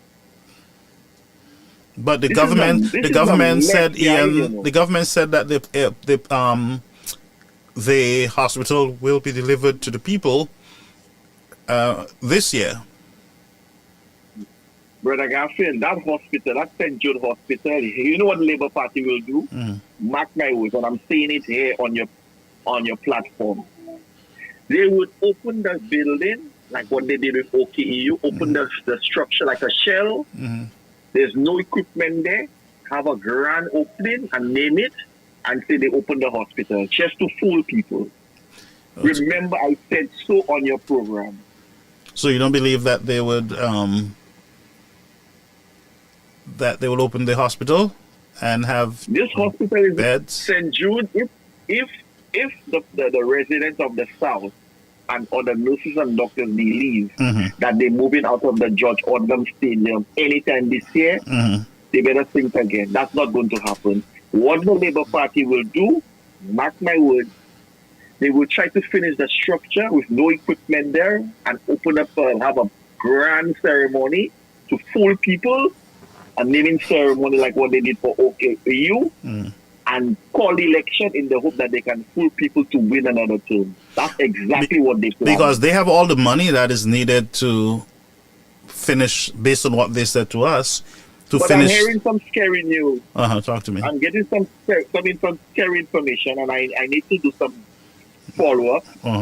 But I'm hearing that the Labour Party is planning to effect arrest on certain United Workers' Party executive officials. I'm hearing that's the plan in the making to try to embarrass them. So they will just stage those arrests.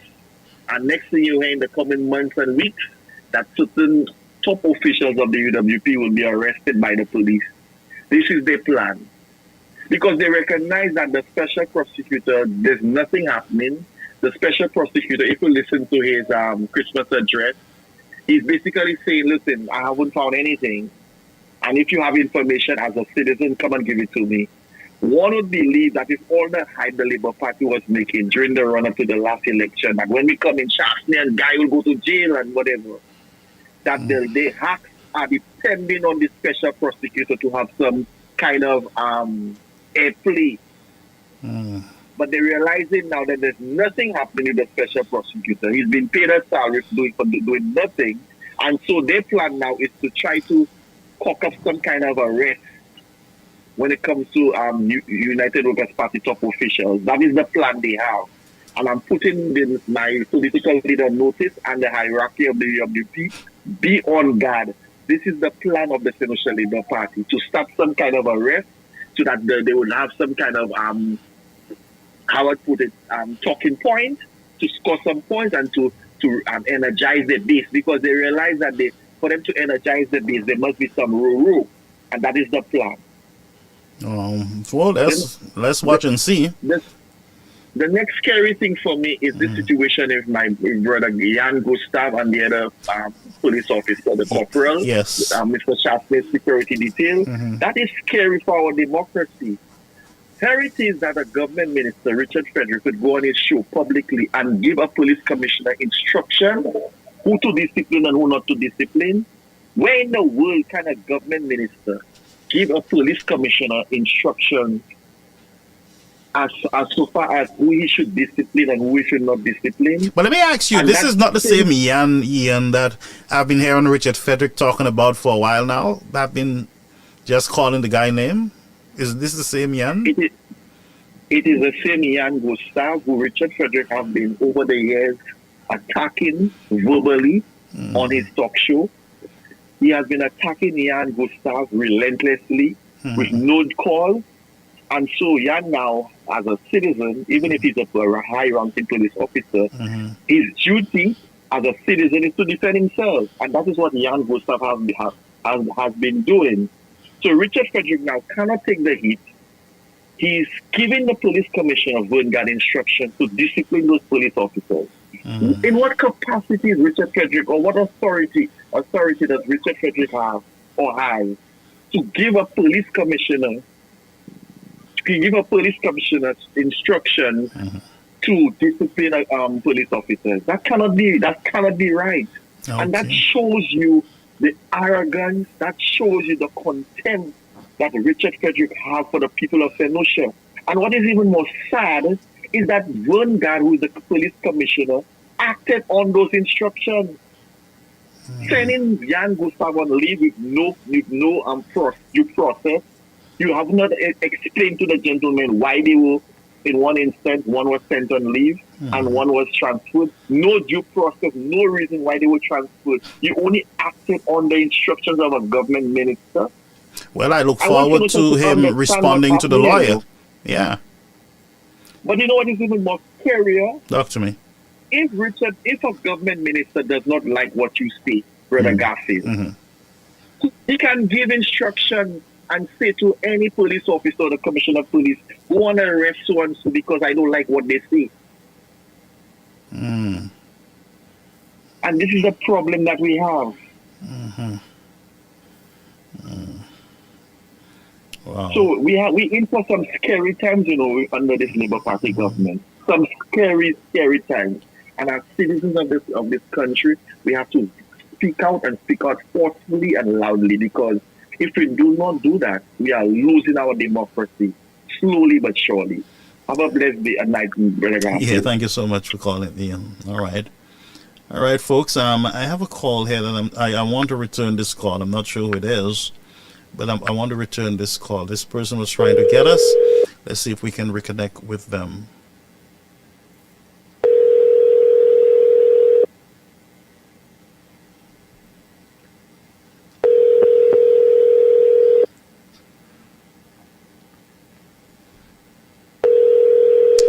All right, so, that person will call if they would like to get back on the air. Let's take a commercial break. We'll be right back.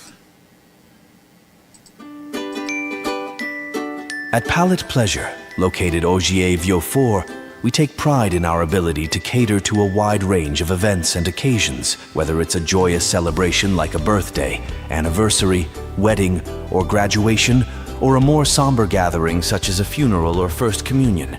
We are dedicated to providing exquisite culinary offerings to suit each unique event. Our diverse menu includes offerings such as funeral treat boxes and treat boxes for all other occasions, ensuring that we can provide comfort and support during difficult times, as well as enhance the festivities during happier moments. In addition, we offer prepackaged meals designed for all occasions, ensuring that the food at your event is not only delicious but also convenient. Call us today at 758-733-3365 for your finger-licking and palatable foods.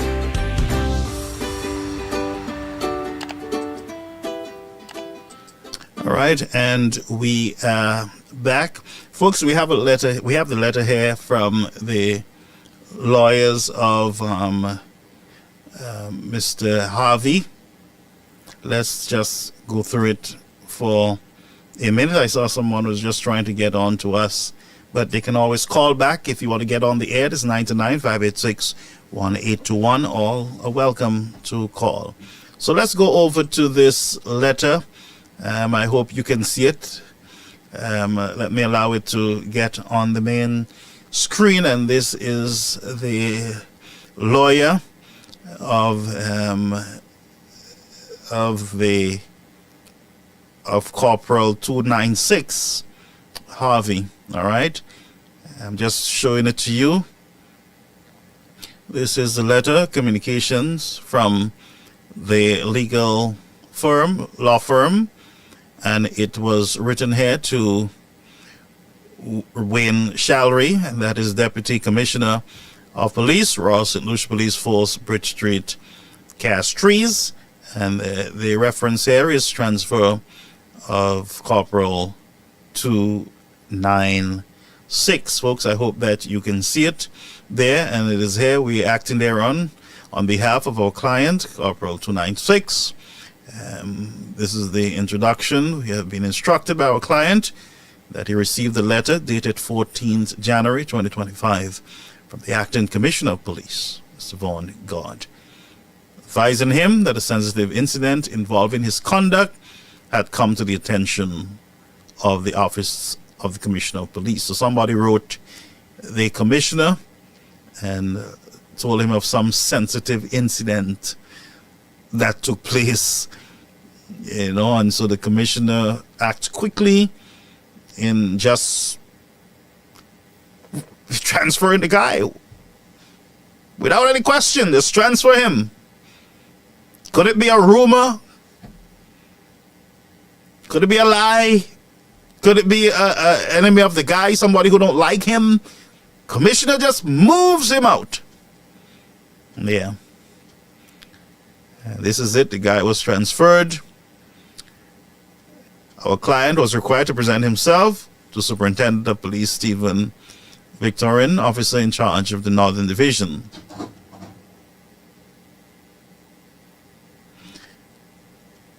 And so there are some demands.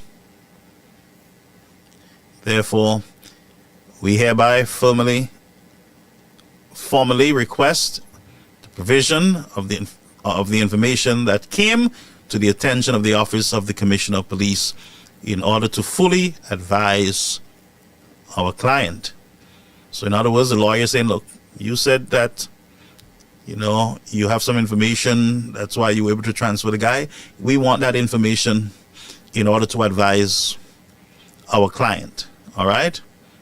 Please give it to us. And they're saying here that given that we have now been retained and are in the process of providing advice to our client on this matter, we therefore request that you formally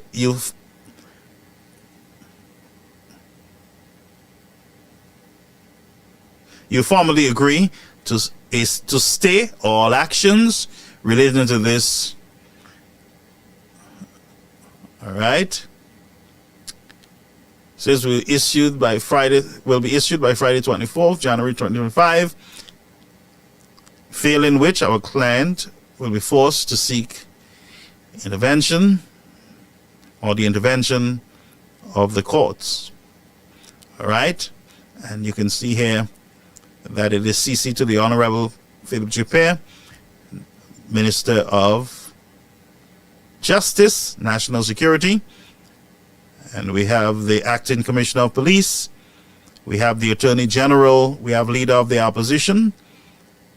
And we have the officer in charge of the Northern Division. All right, so that's the letter there, folks. What can I say? At least the brother has legal representation, and he knows exactly what needs to be done at that time. And I would love to see the information that the commissioner received, and who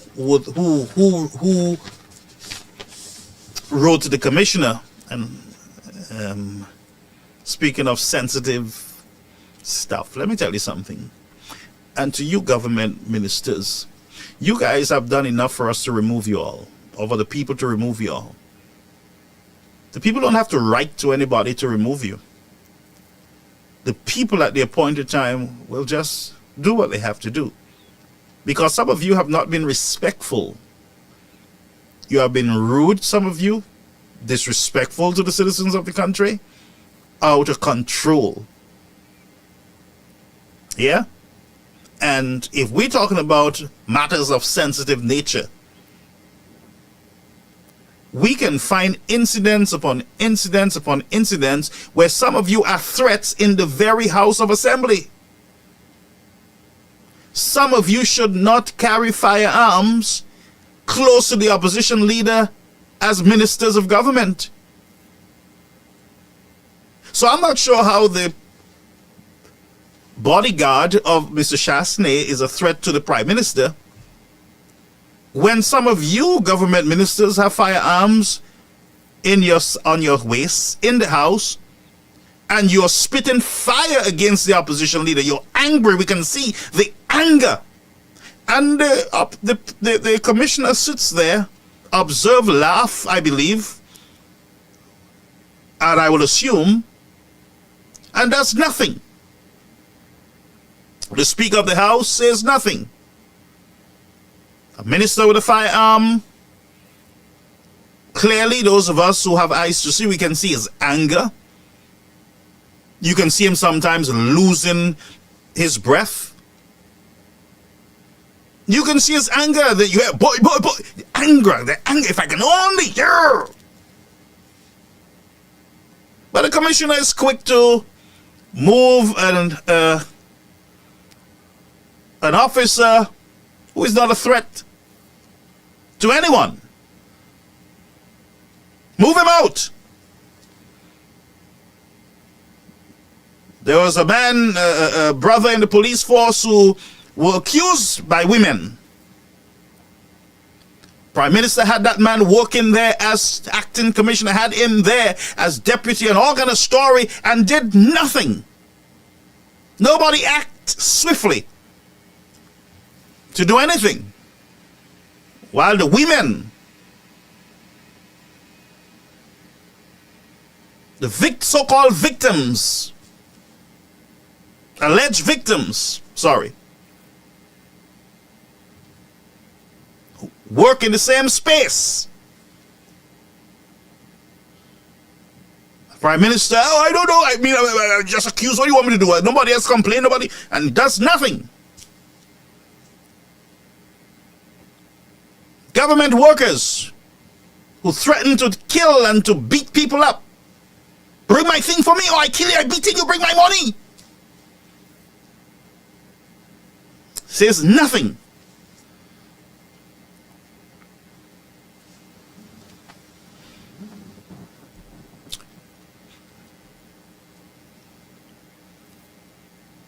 And everything just moves along. Nothing to see here. And I would say to the Commissioner of Police, my advice to you, sir, is to stay far, far away from some of these government ministers. One day, they're going to throw you under the bus, sir. And when they do, you will not know what just happened. You would not know that you were run over by a train when they finish with you.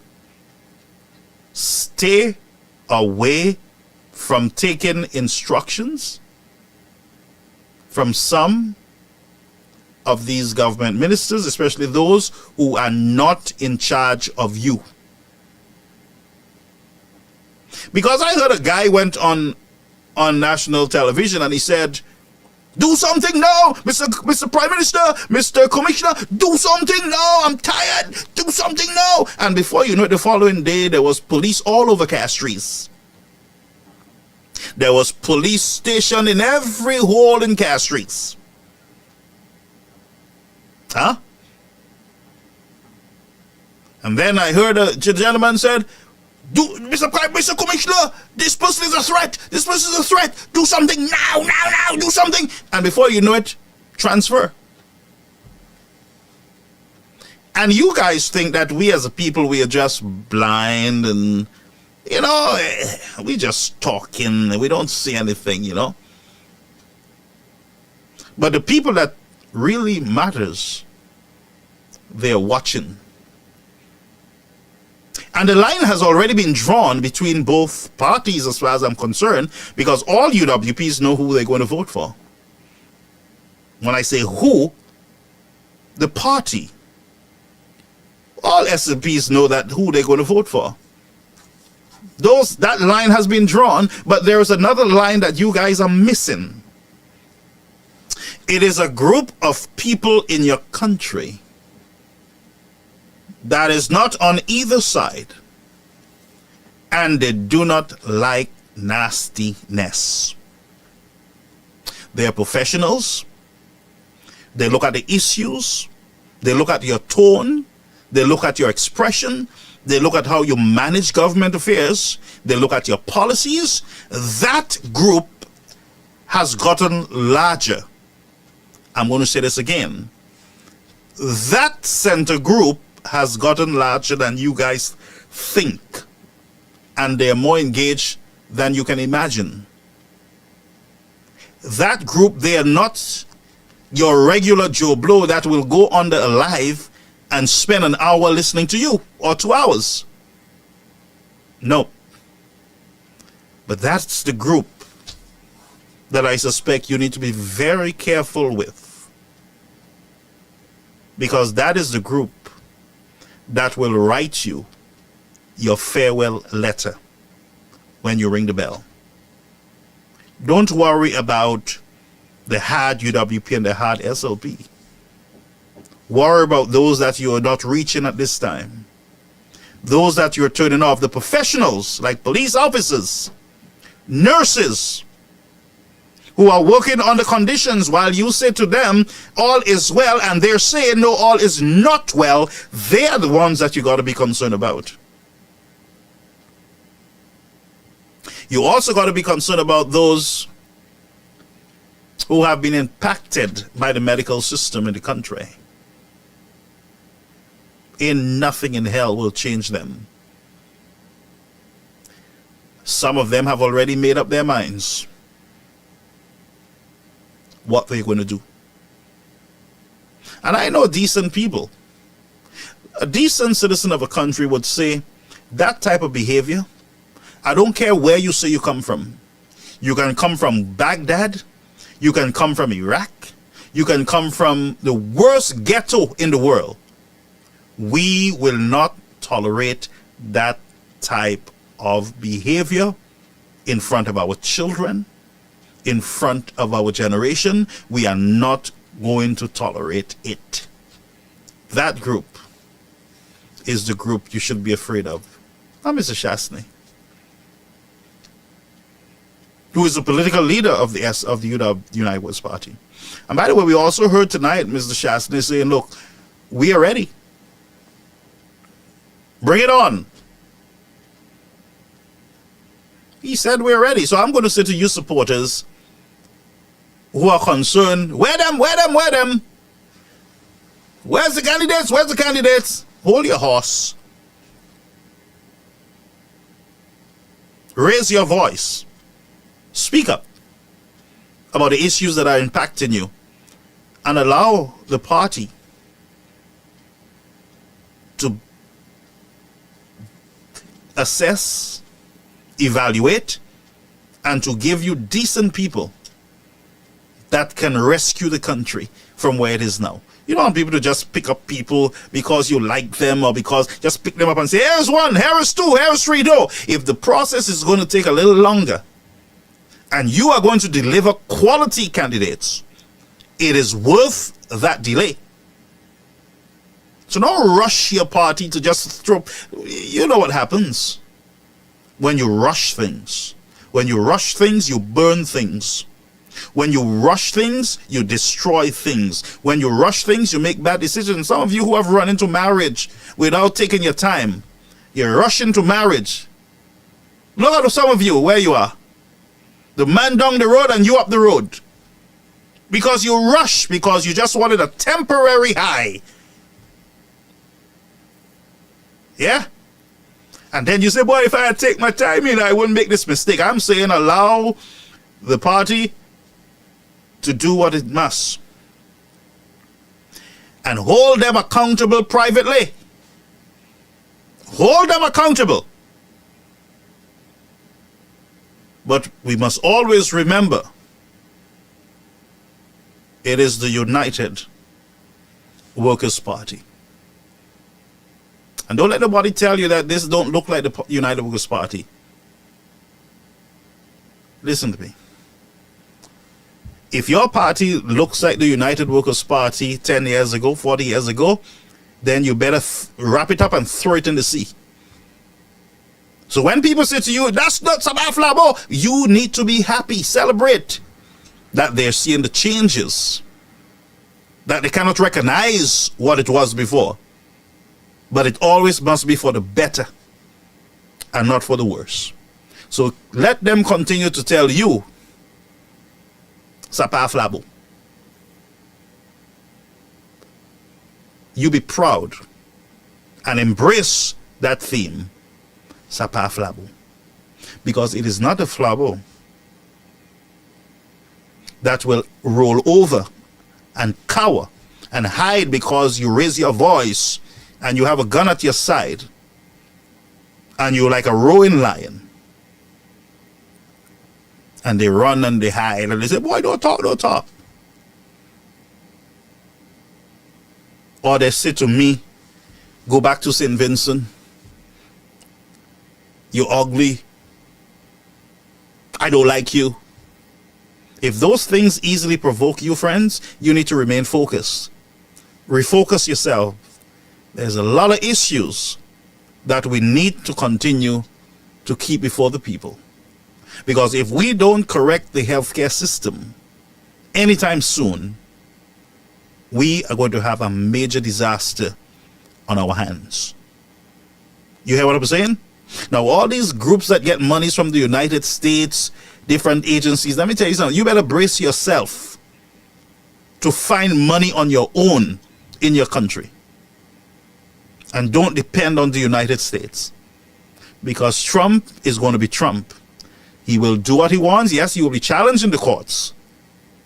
But he will continue to be Trump until Trump is no more. You got to ensure in your country that you have enough for your farmers, for your nurses, for your policemen, for the professionals in your country, the young people, that you have a safety net, that when the United States pull back, then you can still float. You can survive. So I call on St. Lucians to refocus. Refocus. Because I'll tell you, time is not waiting on any man. I'm going to read some of your comments and then we will end the broadcast. All right? Remember, you're viewing Caribbean American News Media Platform.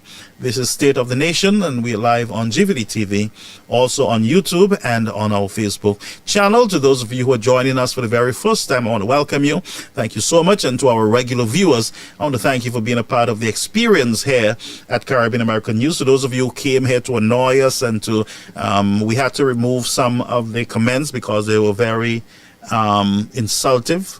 And those people who are insulting people, especially someone like me, a man of God, I would say you don't know what you're doing. And I'm going to warn you that you ought to be careful who you insult and who you try to curse. Because I am no ordinary man sitting here. And that's a warning. He who curses me will be cursed, and he who blesses me shall be blessed. So watch your mouth. Watch your mouth. Be careful, little mouth, what you say. You can challenge me on issues. You are free to challenge me on topics that we discuss here. But what you're not free to do is to insult and to call me out of my name. I'm not going to tolerate it because I am unique. I am special. And let me tell you something. I am bought with a price that not any man in this world can pay. Amen? So I will say to you, for those of you who are looking for your curses and your blight, you go ahead. but you're being warned. All right? So, folks, I want you to stay focused. Let's take a short break, and we'll be right back. Why them Lucian so make them this? Sui pui, some 2.5% HCSL thing is a tax vibe. So what that have to do with people getting meg? But just now, to me them people paying VAT already. Exactly. The tax is calculated on the cost of goods. So one time the price go increase, Kuma. The Lucians end up paying more than 15%. Mama! Gasa, just imagine $100 go buy less groceries. People getting poor. Things like rent and utility bills go also increase, Gasa. Real Malawi vibe? All them things the people doing to stay healthy, like gym, healthy eating, and safety and security, go be harder to get because people ain't have money. Partner, if them people ain't have enough money, they ain't go have leftover food for us to eat. The bins go be empty. Wow! Things real happening to them, Lucianzi. Look out for us again soon. We go show you all more. Malwat? Why them Lucians? Yes, my friends, we want to thank all our viewers for being here with us tonight on the platform. Again, greetings to all those who have joined us. Thank you so much. And to the opposition leader, Mr. Shasti, thank you for, gracing us with your presence tonight. We want to thank all of you again for your love, your support, and thank you, GVD TV, for carrying our broadcast. We're looking forward to expanding this broadcast into other areas. Thank you so much for your support and your prayer. Let me say to you folks, for those of you who are trying to get me, it is okay for you to leave a message if you can't get me. If you call, because I'm receiving a number of calls on both of our lines, I am not available between the hours of 8 a.m. to 2 p.m. So if you try to get me on a call between 8 a.m. and 2 p.m., you will not be able to get me. Around that time, I am in the class. Okay? I do not use the device while I'm in class. Now, around, let's say, 1:30 or 1 o'clock, I might look at the phone in case, I always browse to see if there's an emergency or something happening so that I can respond. But that's the time I want to say to you, don't get frustrated when you can't get me or there is no communication between me and you. Continue trying, leave messages, use the Facebook platform to write your messages. But I would love to hear from you. I need some of you to get pictures and videos and, let us start building a movement. Because we cannot come here and lie to the citizens of the country. We got to show them the facts, show them the truth. And I always say to you that if I come on this program or any one of my guests and we say something and there is no truth to it, I will be the first one when I get the truth to come back here and correct it. Because what we do not want to do is to mislead you, the citizens of the country. We are not going to malmener your cervelle. It is going to be the truth and nothing but the truth. By the way, Joella, before she write that, she came to my thought. I had to wish her a happy birthday. I did an art to recognize her birthday. I did not publish it because I'm in the classroom, and then I have some other meetings that I got to take care of. So we want to say a special good night and a special happy birthday to one of my long-time viewers from the beginning of the beginnings, Joella Yard. Greetings to you. And I am still looking for a good husband for Joella, but Joella needs to behave herself. Wise Mia. I'm looking for a good husband for her. And that's why I'm taking my time in looking for him, because I know I got to look for a special kind of man. Whether I have to build him, bake him in the oven, whether he's a gingerbread man or just a salt bread man, I'm going to make one. I'm going to get one for her for this new year. So, folks, wish Joella a happy birthday. And to all those who are celebrating their birthdays, wish them a happy birthday. May God bless you as you continue to live life. Always acknowledge him. It says, lead not to your own understanding, in all your ways acknowledge him, God, and he will direct your path. Folks, have a beautiful, beautiful rest of your evening. Don't forget to pray before you go to bed, all right? I pray avant ou I dormi. Okay? Good. Make them this. Suipui. Some 2.5% HCSL thing is a tax vibe. So You're like, what that have you to ain't do get with no people man. getting Stop saying made? that. But just now, to me, them people paying VAT already. Exactly. The tax is calculated on the cost of goods. So one time, the price go increase, Kuma. Dilutions end up paying more than 15%. Mama! Gasa, just imagine $100 go buy less groceries. People getting poor. Things like rent and utility bills go also increase, Gasa. Real Malawi vibe? All them things the people doing to stay healthy, like gym, healthy eating, and safety and security, go be harder to get because people ain't have money. Partner, if them people ain't have enough money, they ain't go have leftover food for us to eat. The bins go be empty. Wow! Things real happening to them, Lucianzi. Look out for us again soon. We go show you all more. Malwat.